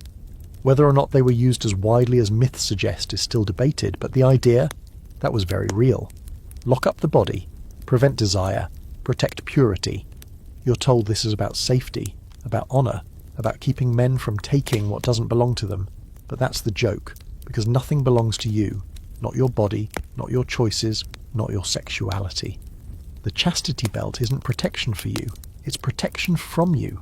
Because if anything goes wrong, if you get pregnant or even rumoured to be sexually active, you're the one who pays. So someone else gets the key. Your husband, your father, a guardian you didn't choose. The belt isn't just a symbol, it's a message. We don't trust you. We don't think you can be good on your own. You must be sealed like a jar. And sure, the physical belt might not be everywhere. Some scholars say they were more symbolic than practical, maybe even invented later and misattributed to the Middle Ages. But the idea of chastity being enforced, that's everywhere. You're raised with the constant reminder, virginity is value. Keep your legs closed, your voice soft, your eyes down. Don't tempt, don't flaunt, don't let your neckline slip, even by accident. And if a man stares too long, that's your fault too. Purity becomes the currency you carry from childhood. It's talked about like it's fragile glass, once broken, never repaired. A man can have a past. A man can have many pasts. But you get one shot. Slip up, and the entire world changes how it sees you. There are girls in your village, girls like you, who've made one mistake, or had no choice, who were cornered behind barns or lured with sweet words, only to be cast out when it was done. No one blames the men. The girls are the ones labelled unclean, temptresses, whores. Some are forced into brothels, others into marriages they never wanted, and a few, they vanish, taken away, silenced, all under the banner of chastity. It doesn't stop at marriage either. Once you're wed, you're still expected to remain pure in a different way. Faithful, modest, quiet. You don't get to explore your desires or even have desires. You're told that a good wife lies still, endures, serves. Sex is a duty, not a pleasure. The only acceptable form of female sexuality is one that benefits a man. And if you do enjoy it, if you hint that you want it, that's dangerous territory, people whisper. Maybe you're too experienced, too wild. Maybe you're not wife material after all. It's a lose-lose. Stay silent and you're a saint.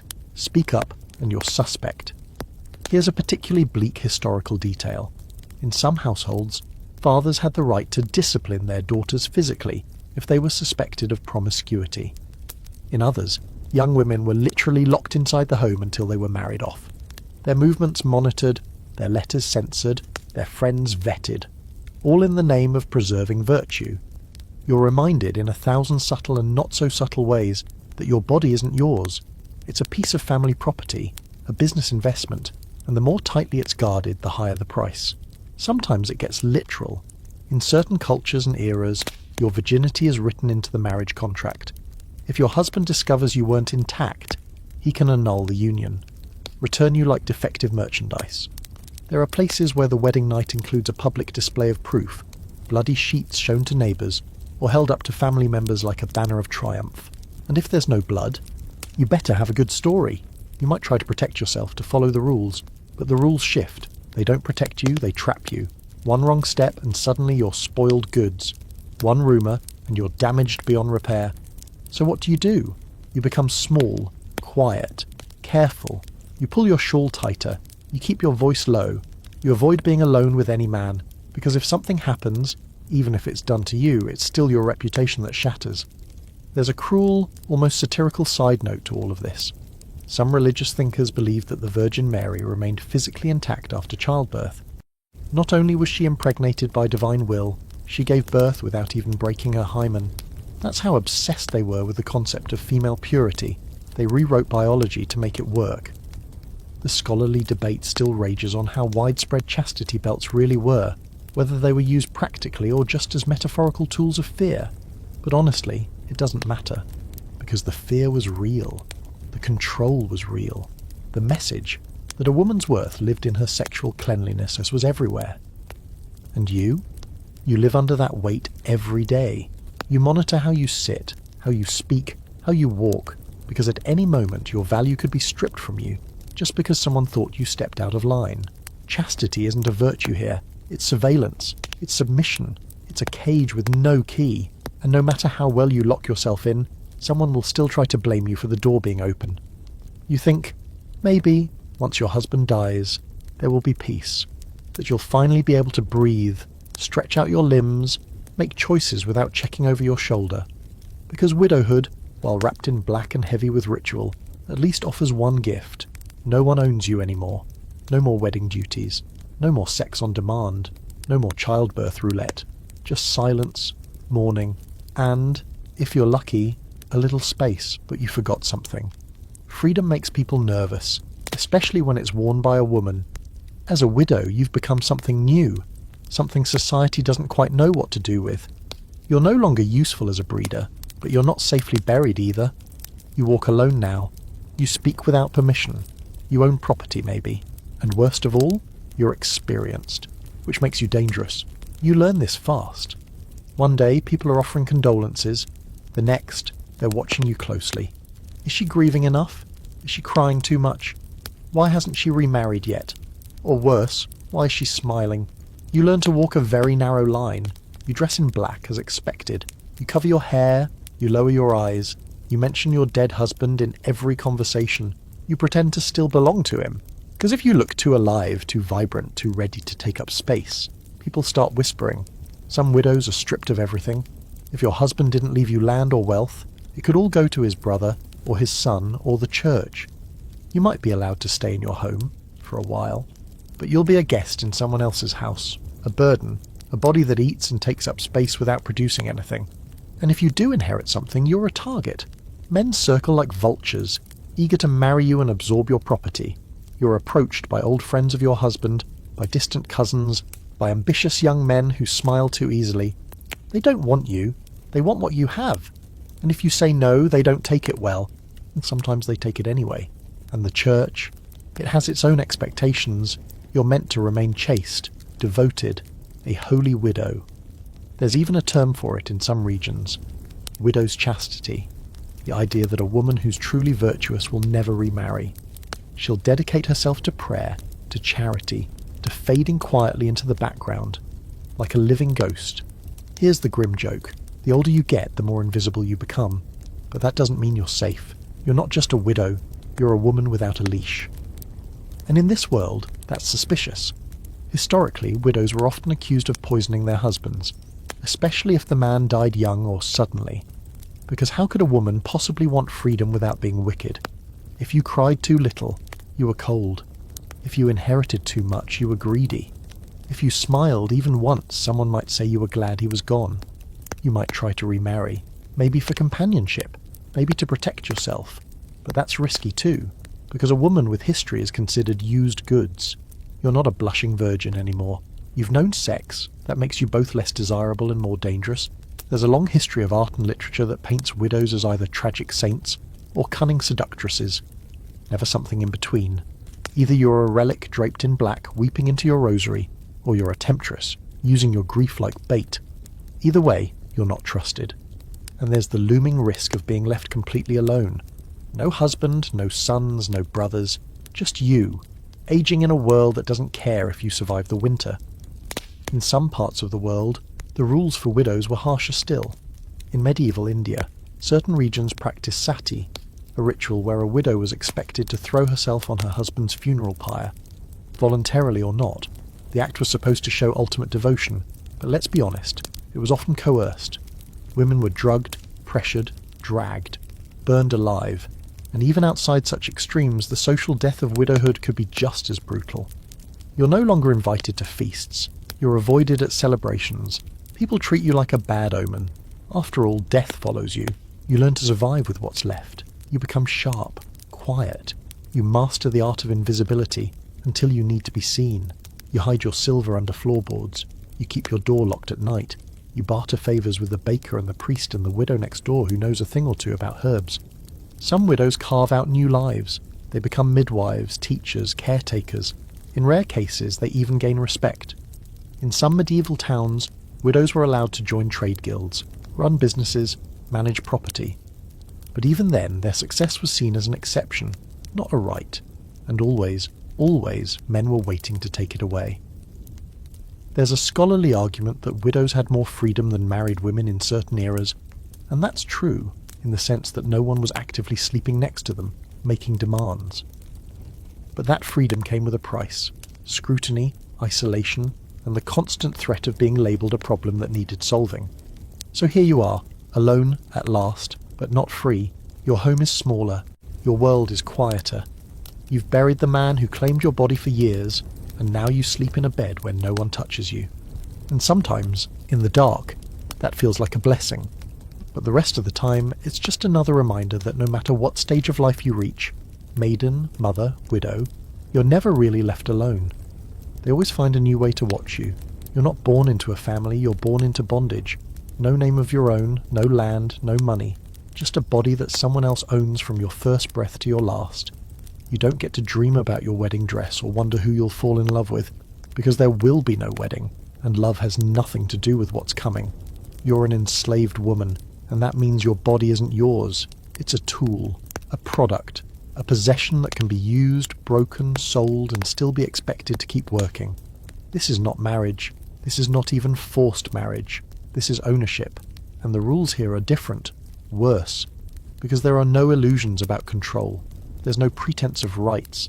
You don't need to be silenced because no one thinks you have the right to speak. You're told what to do, where to go, what to carry, when to sleep, and who to serve. And you do all of it with the quiet knowledge that at any moment someone might demand more. Not because they love you, not because you agreed, because they can. You could be 10 years old, not even past the age of childhood games, and already a man might reach for you, not as a future wife, but as property. Not behind closed doors, but in the open, because who's going to stop him? The laws aren't made to protect you, they're made to protect him. In some parts of the world, especially during centuries of institutional slavery, across ancient Rome, colonial America, the Islamic caliphates, the European empires, enslaved women were not only labourers, but expected to fulfil the 𝐒𝐤𝐴𝐿 needs of their owners. That language, 𝐒𝐤𝐴𝐿 needs, is a polite way to describe a system built on repeated systematic RP.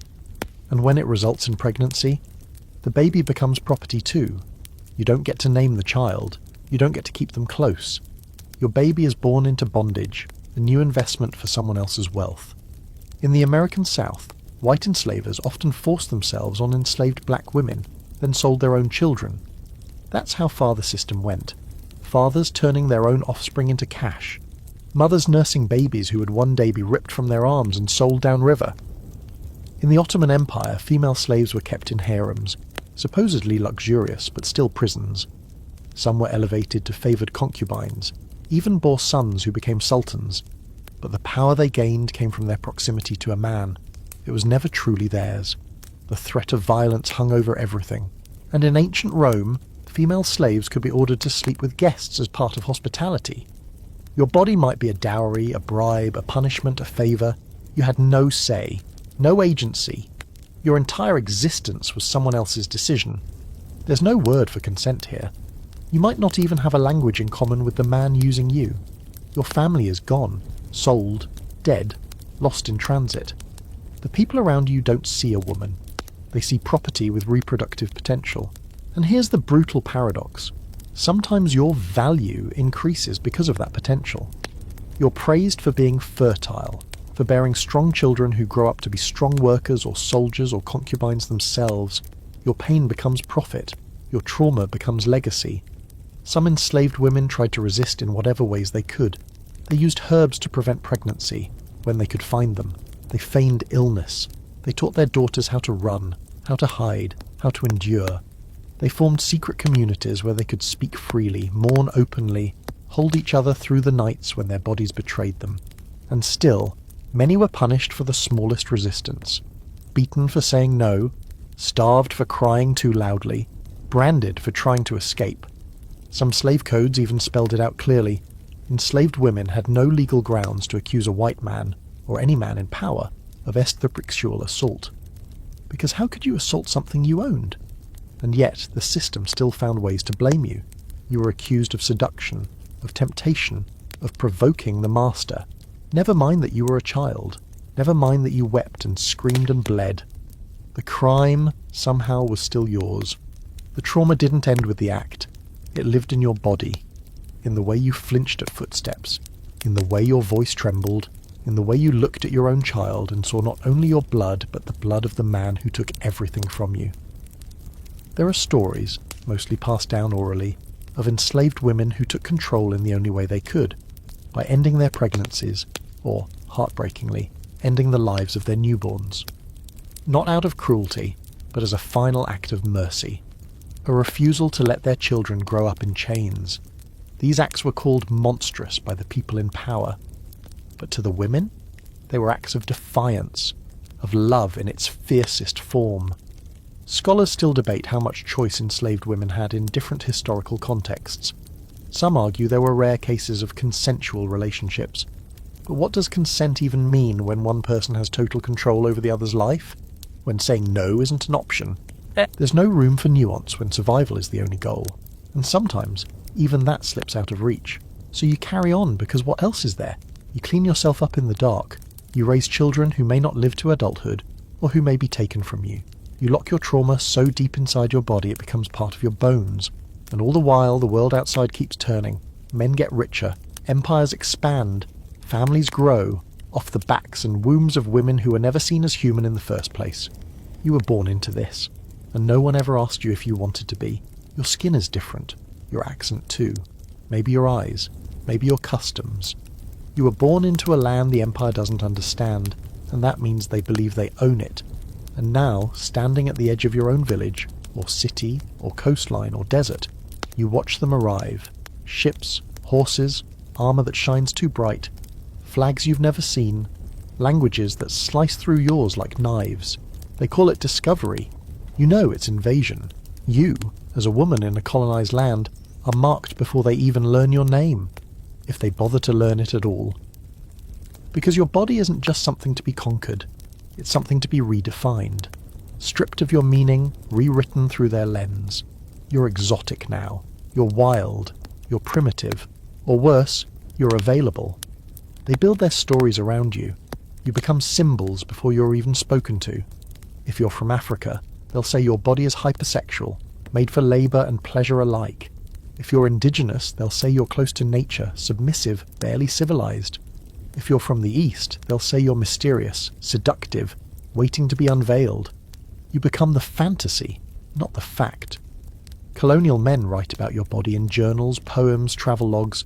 You're catalogued like a specimen. The swell of your hips, the curve of your breasts, the way you dance, speak, pray.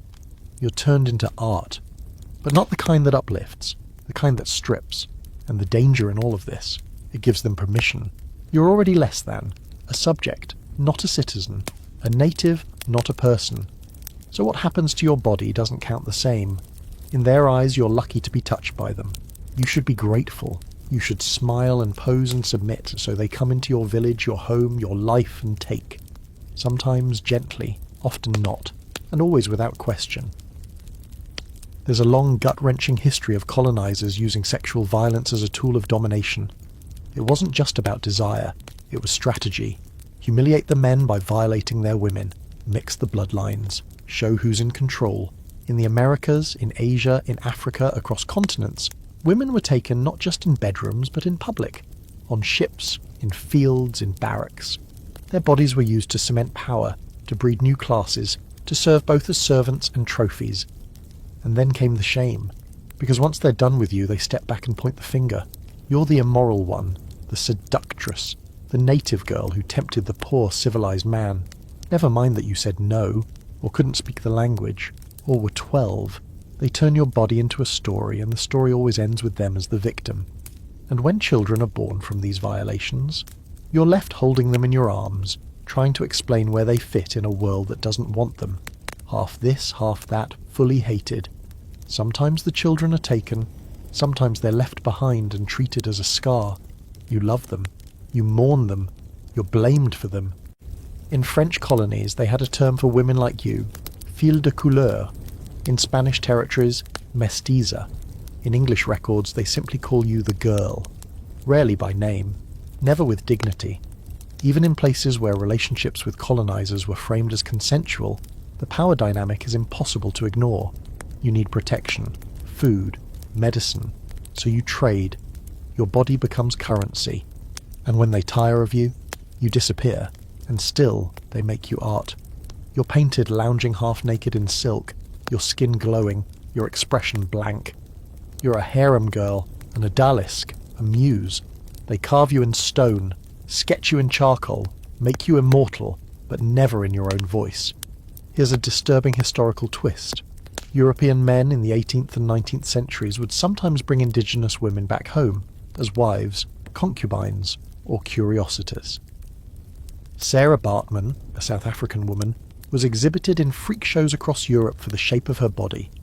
After her death, her genitals were dissected and displayed in museums for over a century.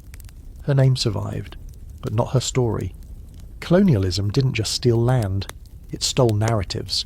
It stripped women of their cultures, then punished them for what was left.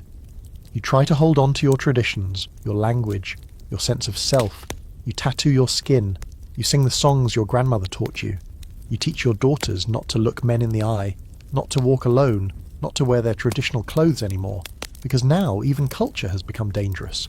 Scholars still argue about the degree to which colonized women resisted, collaborated, or negotiated survival under empire.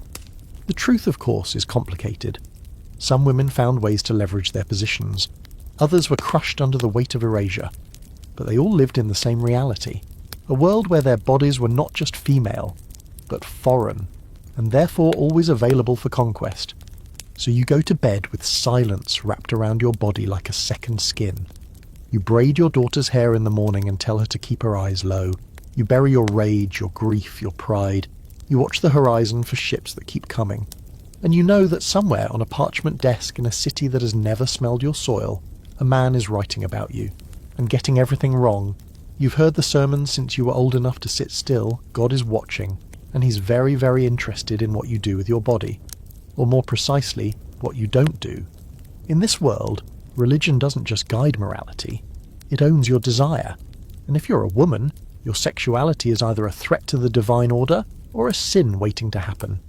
The messages are everywhere, in the chapel's chill, in the scowls of robed men, in the stained glass saints whose eyes never meet yours. Desire, you're told, is a slippery path straight to damnation. If you feel it, you're weak. If you act on it, you're wicked. If you enjoy it, well, don't even think about enjoying it. That's the devil's work. And yet somehow the rules are mostly for you. Men can struggle with lust. They can confess, be forgiven, go back to it tomorrow. Boys will be boys, even in the eyes of God. But you're expected to be the gatekeeper of purity, a living chastity belt with no room for temptation, no hunger, no needs. And when a man stumbles, it's your fault. Your skirt was too short, your hair too loose, your laugh too loud. You made him look, you made him think, you made him fall. The burden of everyone else's morality falls squarely on your shoulders. In many religions, this control is baked into doctrine. The Bible speaks of Eve as the one who tempted Adam, the first sinner, the mother of all punishment. In Islam, modesty is a central principle, with many interpretations focusing intensely on the regulation of women's dress and movement. Hindu texts speak of chastity as a woman's highest virtue, and across them all, the common thread remains. Your virtue is your silence, your obedience, your denial of self. It's not just what you do that's policed, It's what you think. If you feel desire, you're expected to crush it.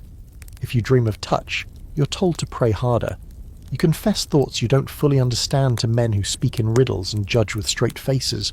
You beg forgiveness for things your body did without your permission. And here's the cruel irony. Sometimes, religion is the only refuge you're offered. A girl with nowhere to go, she's encouraged to take vows, become a nun, marry Christ, live a life of devotion. Which sounds holy, even poetic, until you realize what it really means. No sex, no children, no ownership of your body ever again. You're not escaping control. You're swapping one master for another. And in some religions, the punishment for stepping outside the rules is brutal. You're shamed, exiled, sometimes even killed. Honor killings, public lashings, forced marriage to redeem your soul, not because you hurt someone, but because you dared to exist in a body that felt something. Historical documents are littered with confessions extracted under pressure. Women sobbing before inquisitors, admitting to impure thoughts, blaming themselves for the sins of others. Girls locked in convents against their will. Widows burned alive on funeral pyres to prove their loyalty. Entire sects devoted to breaking women of their worldly temptations. And all the while, men quote scripture to justify it. Wives, submit to your husbands. Women should remain silent in the churches. She must be modest, pure, self-controlled. You memorize the verses before you can read them. You sew them into your clothing, whisper them as penance, teach them to your daughters like lullabies. Because to forget is to sin, and to sin is to suffer. And yet, deep inside, the body doesn't forget, even with the sermons, even with the shame. There's a pulse in you that won't go away, a craving for something more than this endless denial. A moment of closeness that isn't punishment, a touch that doesn't come with guilt. But you bury it, again and again. You're told that the ultimate woman is the Virgin Mother, pure yet reproductive, sacred yet untouched. It's an impossible standard that no real woman can meet, and yet you're expected to try. Be holy, but not proud. Be modest, but fertile. Be silent, but gracious. Be everything, but never too much. Even in death, the rules follow you. Your tombstone might praise your piety, your submission, your status as beloved wife, not your strength, not your fire, not your story. And the church, whichever one it is, writes itself as the author of your life. Your desires are a footnote, your pleasure, nowhere to be found. Still, there were always women who carved out quiet spaces within faith, mystics who wrote poetry about divine ecstasy, cloistered nuns who formed secret sisterhoods, wise women who wove religious rituals with folk knowledge to help those in need. These were acts of resistance wrapped in robes of obedience, subtle, clever, and dangerous. But for most, religion was not freedom, it was a leash. And that leash went everywhere with you, into your home, your marriage bed, your own mind. So you cross yourself before sleep, even on the nights you cry into your pillow, for reasons you can't name. You kneel and pray for the strength to stop wanting anything more than what you've been given. You confess your thoughts, again and again, to men who never have to explain theirs. Because here, in this world, a holy woman is a quiet woman. And you've been trained to believe that quiet is the same thing as good. You're sick, or something like it. Maybe your stomach's been off for weeks. Maybe your dreams are strange, or your skin burns for no reason. You feel something unsettled in your chest, and your neighbors say you're just melancholic, but your aunt gives you a strange look. Then she whispers, "You should see the healer." Not the doctor. He doesn't treat women like you unless it's an emergency. And not the priest. He'd just tell you to pray harder and confess more, so you find her. The woman with the garden behind her cottage. The one who smells like earth and knows more than she should. She grinds roots and crushes leaves, and she doesn't flinch when you say the thing you can't even admit to yourself. You haven't bled in over 2 months, and it's not your husband's. She doesn't judge you. She just reaches for a bundle of dried plants and starts mixing. She calls it a tea. You know it's something more. You're desperate enough not to ask too many questions. This is what passes for medicine in your world. Half knowledge, half superstition, all risk. Because formal medicine, the kind taught in universities and practiced by men in clean robes, doesn't care about you unless your body is tied to a man who matters. And even then, they're more interested in your womb than your pain. You've heard some of the advice. Don't bathe too often, it might stir your blood. Don't eat too much of this root or that fruit, it could inflame the humors.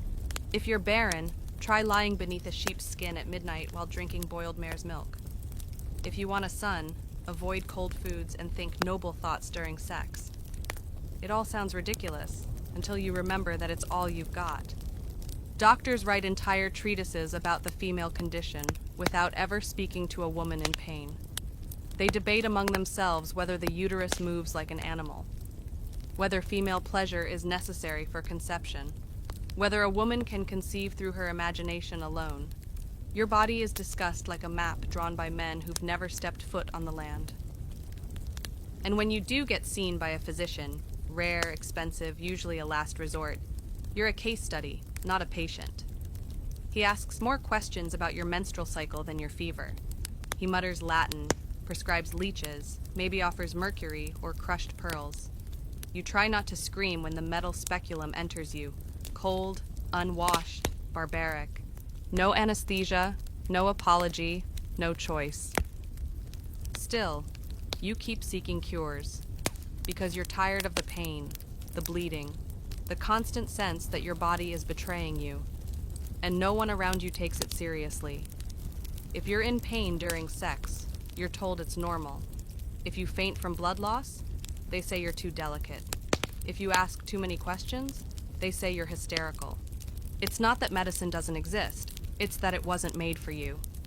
One historical horror. In some cultures, gynecological surgery was performed on enslaved women without anesthesia, under the belief that their pain tolerance was higher, or simply didn't matter.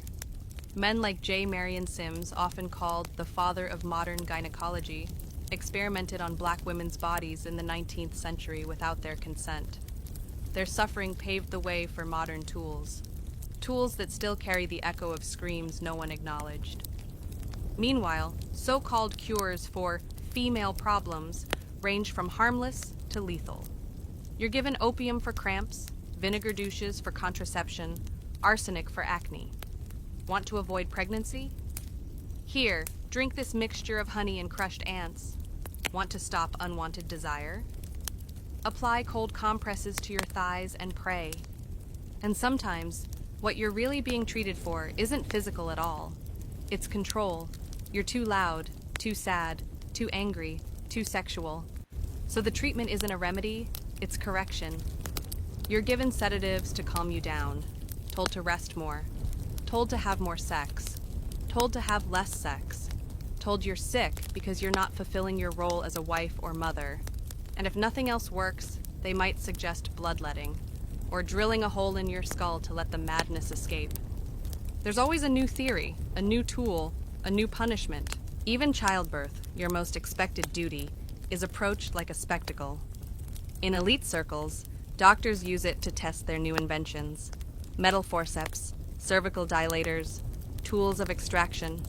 Women die because these men are practicing, learning. Your death is just a footnote in someone's lecture. And if you live, you're expected to be grateful, to praise the system that never learned how to listen to you.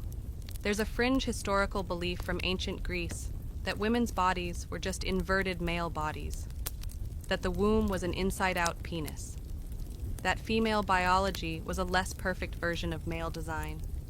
Let that sink in. This thinking persisted for centuries, shaping everything from anatomy to morality. If men are the default, then women must be defective. And if women are defective, then our pain, our needs, our suffering, none of it really counts.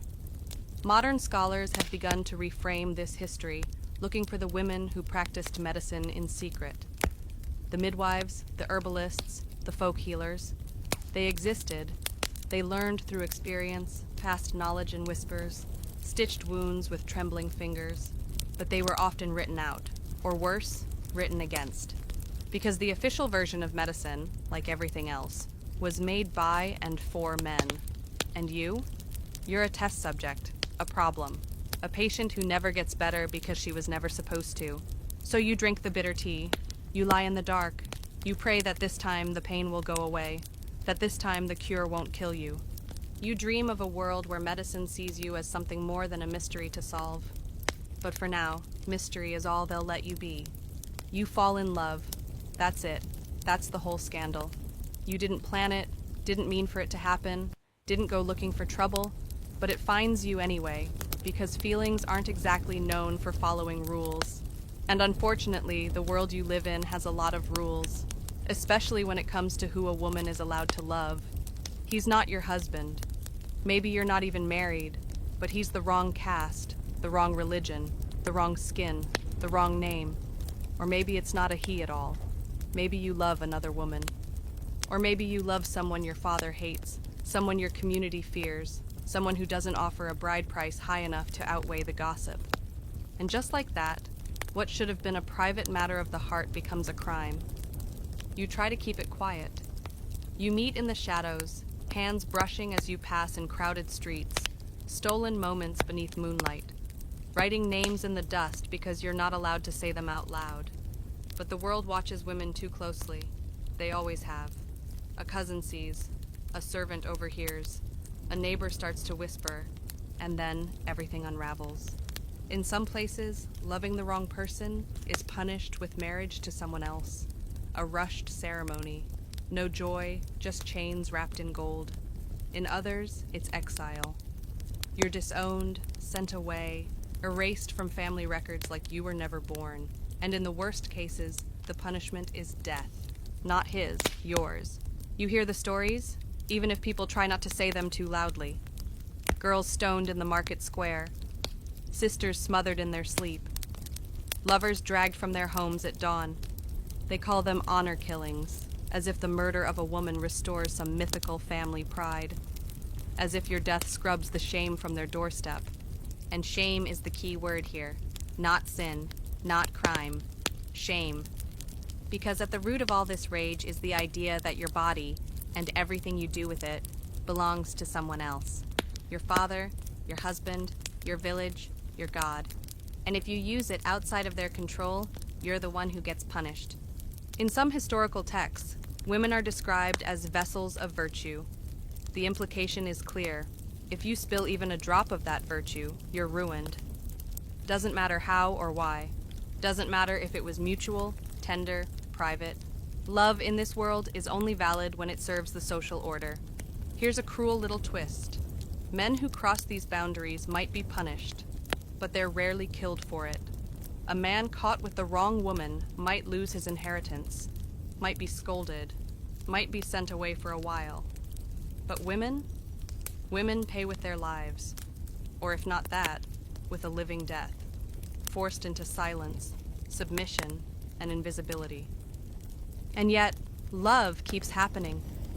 You're not the first woman to risk everything for a glimpse of something real. You won't be the last.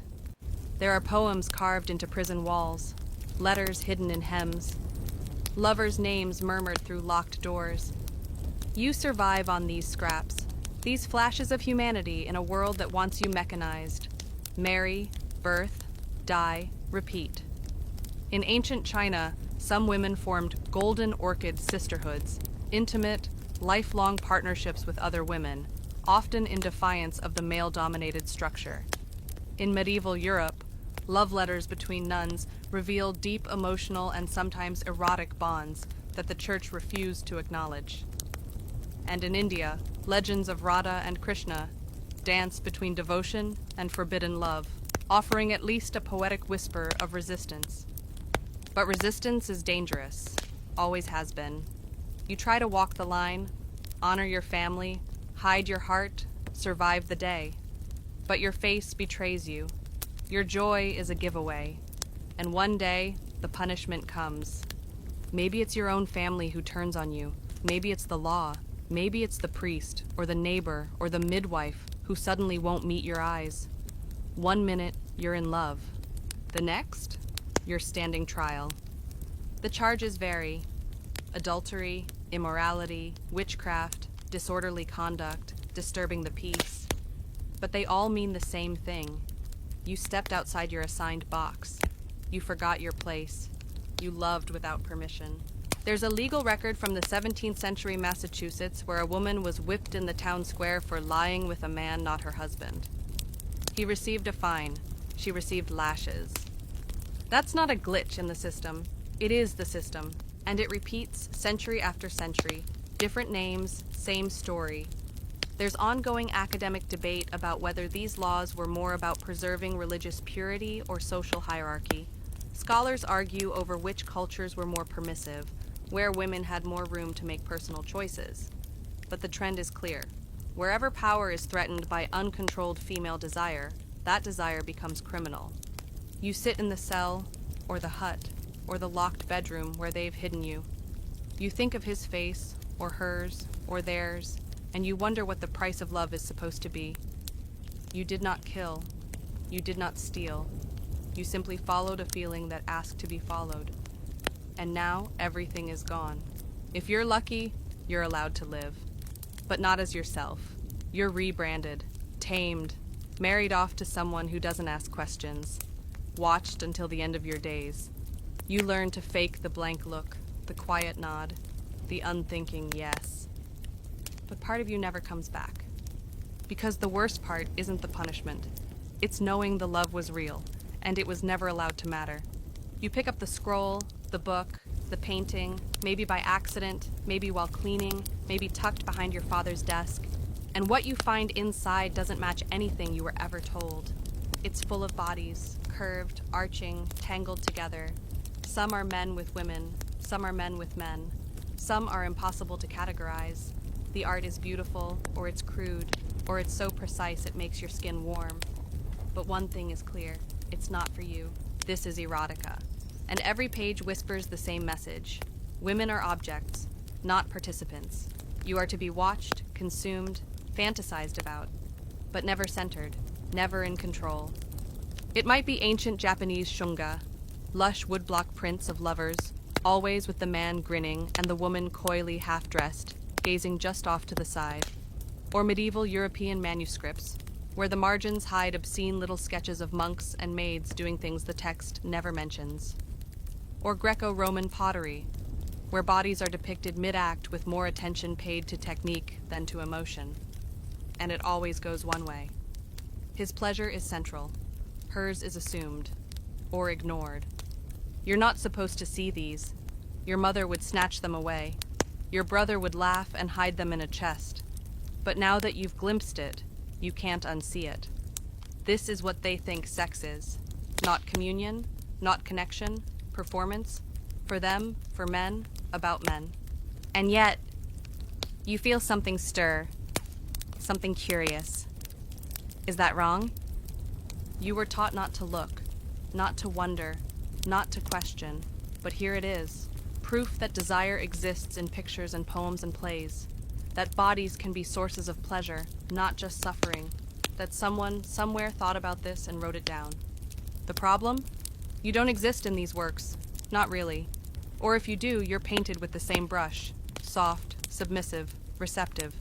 A canvas for his craving, never the artist, never the craving itself.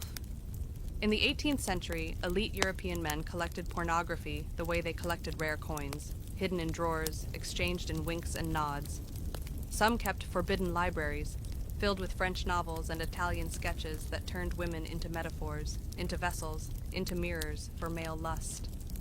The few female characters who took control were usually punished in the end, murdered, mad, or married off to someone they didn't want. And if a woman dared to write erotica, scandal, danger, censorship. Men like the Marquis de Sade wrote volumes of twisted fantasies, some of them violent, all of them steeped in power. Women like Anaïs Nin came centuries later, and even then were told to tone it down, sweeten the edges, make it poetic or be banned.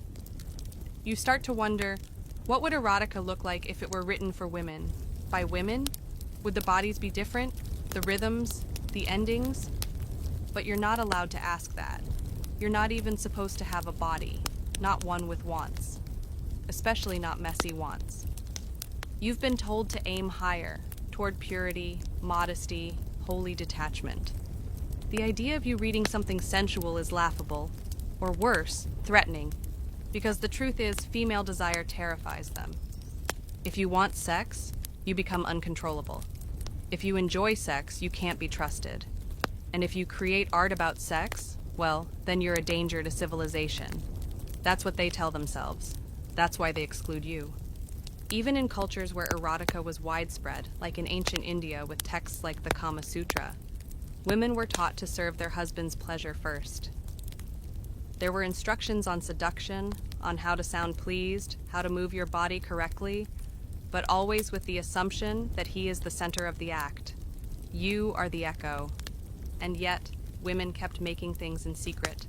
Hidden diaries, love poems buried under the safe, acceptable ones, paintings of their own bodies, sometimes twisted, sometimes serene, sometimes raw. Not for display, not for sale, just for expression. These pieces rarely survived, burned by fathers, lost in wars, dismissed by scholars as trivial. But once in a while, one slips through. A letter from a widow to her lover, a statue carved in her image, a song passed down from mother to daughter that speaks of something deeper than duty. There's a scholarly tug of war over whether women in ancient societies had access to erotica at all, or if it was a genre built by and for men alone. Some say women were the primary readers of romantic fiction in 19th century Europe, often hiding the racier ones under their pillows. Others argue that what was available to them wasn't erotica so much as fantasy, the sanitized version, where desire is resolved only through marriage, and even then, without any actual touching on the page. What's missing? Honesty, exploration, permission.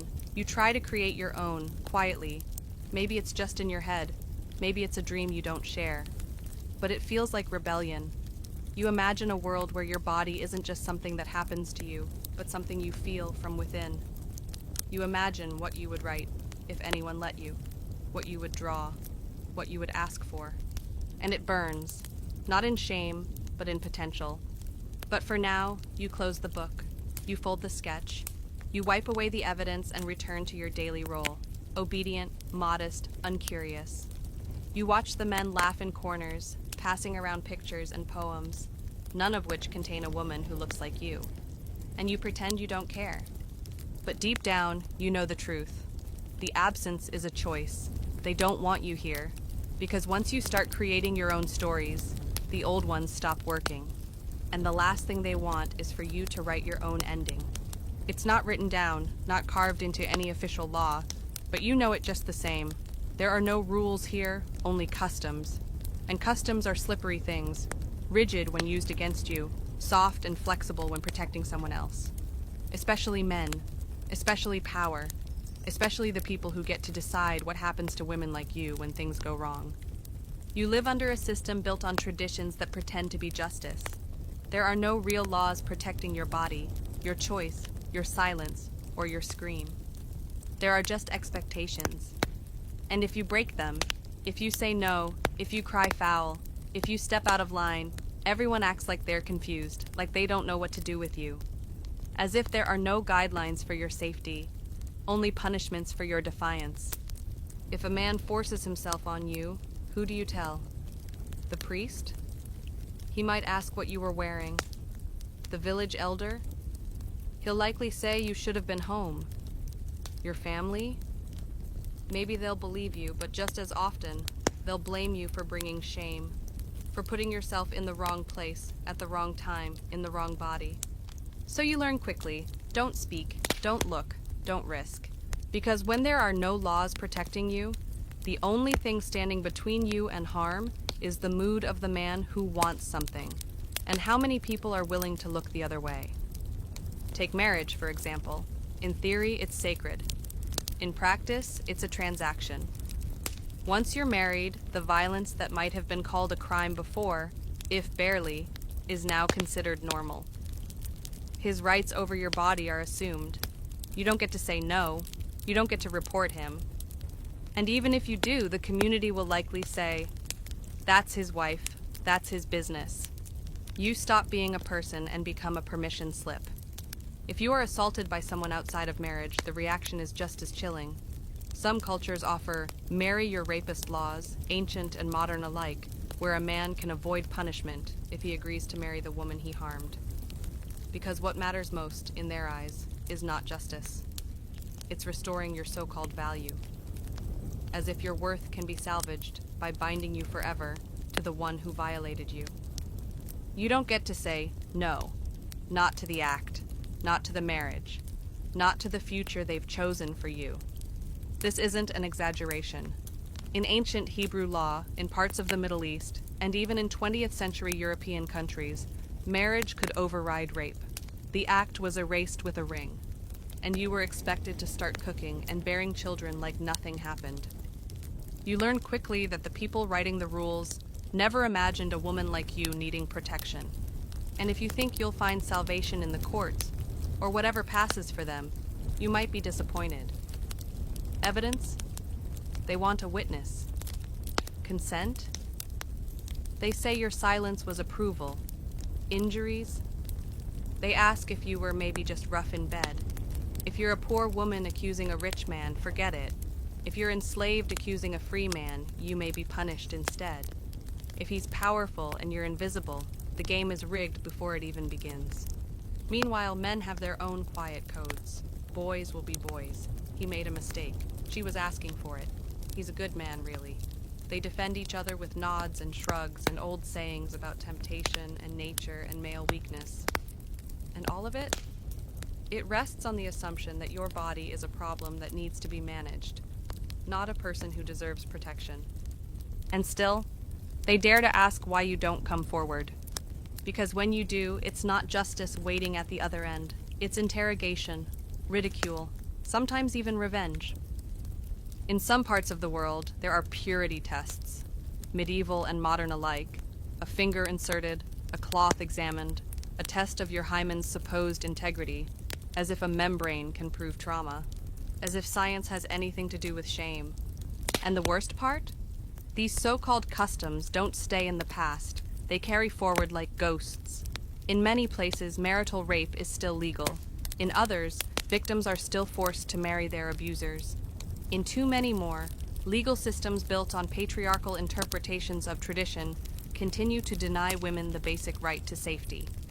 Scholars still debate whether these customs were meant to maintain order, protect families, or simply uphold male dominance. Spoiler, it's the last one. But they use religion, culture, and history as their shields, pretending their brutality is just part of how things have always been. And yet, women have always resisted. Quietly sometimes, boldly when they can. By running away, by forming hidden communities, by telling their stories in hushed voices to daughters, friends, healers. Not all justice comes from courts.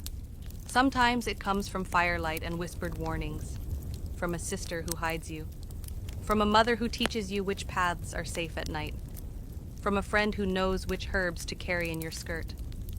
Because when the laws aren't made for you, you have to make your own. So you keep your head down in public and speak the truth only where it's safe. You know how the system works now, how it pretends to be fair while grinding you down in its gears. And still, you survive. You learn to hide your strength. You learn to mask your fear. You learn the shape of silence and how to sharpen it into something that might protect the next girl. Because even when the law is just a costume, you still walk through this world knowing that survival itself is resistance. You don't plan to become a rebel. You don't wake up one morning deciding to challenge centuries of control, tradition, and fear. No. It usually starts smaller than that. Just one moment, one choice, one refusal. Maybe you say no when you're supposed to say yes. Maybe you speak when silence is safer. Maybe you don't bow low enough. Maybe you let your daughter wear her hair loose, or teach her to read, or tell her that her body is hers. It doesn't take much to be dangerous when you're a woman. The rebellion of women before modern times was rarely loud. No swords, no manifestos. Most of it happened in the quiet. A look exchanged, a story passed down, a door left unlocked. You become an expert in small resistance. Not because you're timid, but because you're brilliant. You've learned to move beneath notice, to twist the rules without snapping them, to survive without surrendering. In your world, that makes you a threat. Maybe you're the midwife who slips herbs into the tea of a girl who's already had too many children. You never call it what it is, but you both understand. Maybe you're the wife who pretends to faint during a husband's advances, buying yourself one quiet night of rest. Or maybe you're the servant who teaches the master's daughter how to write her name when no one's looking. None of it seems revolutionary, and yet it is, because every act says, "I am not entirely yours." They try to make you feel alone, as if no other woman has ever doubted, disobeyed, or desired. But if you listen closely, the echoes are everywhere. Letters written in code, patterns in embroidery that tell a story no man will read. Recipes passed through generations with secret instructions tucked between the lines. Even laughter can be resistance, even joy. In ancient Rome, women formed their own religious festivals where men were not allowed. These weren't just social events, they were spaces to breathe, to speak, to grieve, to scheme. In medieval Europe, some women disguised themselves as men to escape convents or marriages. In Mughal India, courtesans used their education and influence to become poets, musicians, even advisors to kings. In Africa, enslaved women braided maps into each other's hair. None of these things show up in the official histories, because official history isn't written by people like you. It's written by the ones who want to forget that women ever pushed back. And sometimes, the resistance is loud. Joan of Arc, burned at the stake for wearing armor and hearing voices. Hypatia, murdered by a mob for teaching mathematics. Women accused of witchcraft not because they cast spells, but because they refused to conform, or owned land, or lived alone. The moment you step outside the lines, you're labeled, not as brave, not as smart, but as dangerous, troublemaker, harlot, witch, madwoman. You carry those labels the rest of your life, whether or not they were true. And yet, you carry them. You keep going. There's something radical in continuing to live your life on your own terms, even if those terms are limited. Maybe you never run away, but you raise a daughter who learns how to walk a little taller. Maybe you never publish your ideas, but you pass them through stories, shaping minds for generations. Maybe you never find freedom, but you leave the door cracked open for someone who might. Some scholars argue that women weren't resisting at all, that they simply endured, that they had no space to rebel. But endurance is resistance when the world wants you crushed. Breathing is defiance when they expect you to disappear. You learn to code your rebellion in politeness. You nod while thinking otherwise. You flatter, then redirect. You wear the veil while plotting freedom beneath it. You perform obedience like a mask, and underneath, you build a world they can't touch. Sometimes you even work from within. There are queens and empresses who used their power carefully, reshaping laws to protect the women under them. There are mystics who used religion to carve out space for female voices. There are philosophers who wrote under male pseudonyms just to be heard. They weren't perfect, no one is, but they made cracks in the system, and cracks are how light gets through. You begin to see the pattern. One woman survives by shrinking, another by shouting. One hides in books, another in battle. Some resist by teaching, some by escaping, some by simply staying alive. It's not always dramatic, but it always matters. You don't need to be remembered to have made a difference. You don't need your name in a book to have changed a life. Every time you helped someone stand when they were expected to kneel, you rewrote the rules. Even if no one saw it, but the person you saved. So maybe you're not a hero in the way history defines it. No statues, no titles, just footprints in the dust that another girl might follow, and that's enough. Because maybe one day, she'll have more than just cracks. Maybe she'll have a door. Maybe she'll walk through it. Maybe she'll turn around and find the woman who first showed her how. You. And now somehow you've made it to the end, or at least close enough to see it from here.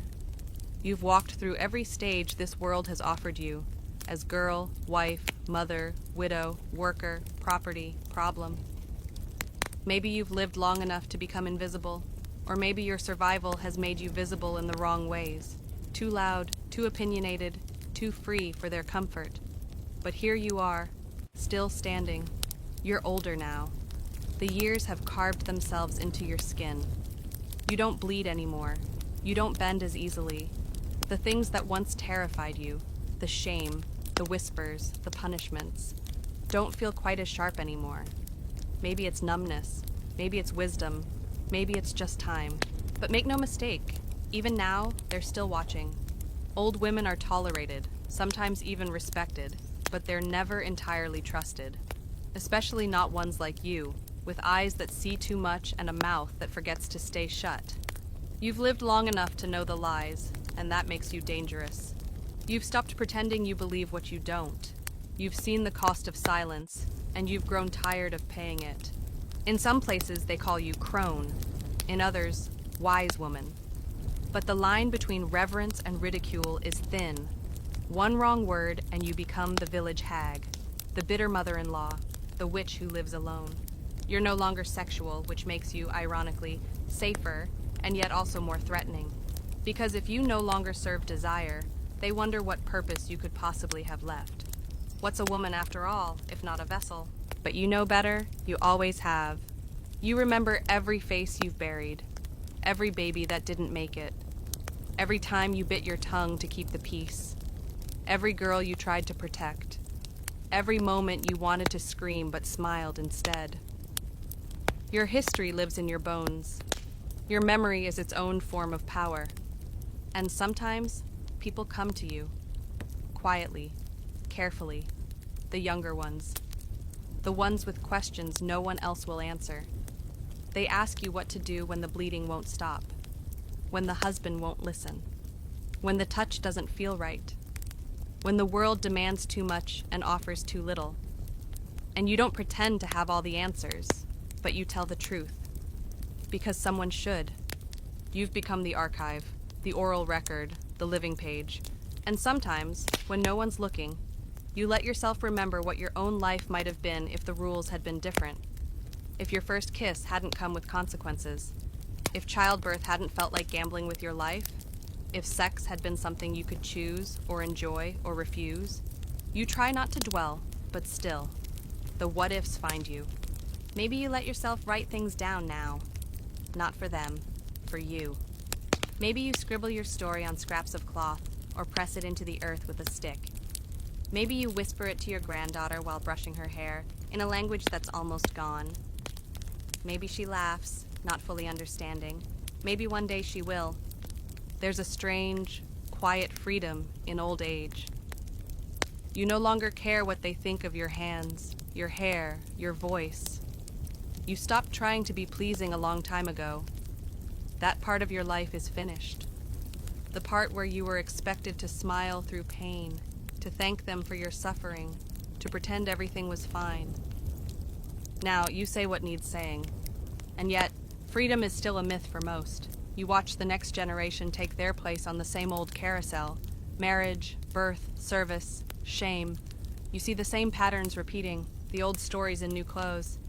You wonder if anything has truly changed. You wonder if all your endurance meant anything at all. But then, you remember something important. You're still here. And that alone is radical.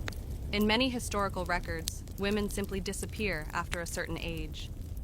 Vanish from texts, from art, from law. Unless they were saints or sinners, they were ignored. No one cared to write about what an old woman thought, or wanted, or knew. But here you are, existing in the space they tried to erase. Your breath is a rejection of their silence. There are scholars now, digging through the fragments, trying to find the voices that were buried, reconstructing recipes that doubled as remedies, reading between the lines of male-authored texts to glimpse the women they forgot to name. Your story is finally being pieced together, not always kindly, not always fully, but enough to prove you were never invisible after all. And maybe that's the final truth in all of this, that you were always more than what they allowed you to be, that you've always been more than wife, or mother, or victim, or vessel, that your joy, your rage, your hunger, your pain, they mattered. even if no one wrote them down. But now we're writing them down, not to pity you, not to romanticize your suffering, but to witness it, to say you existed, you survived, you resisted, and you mattered, you still do.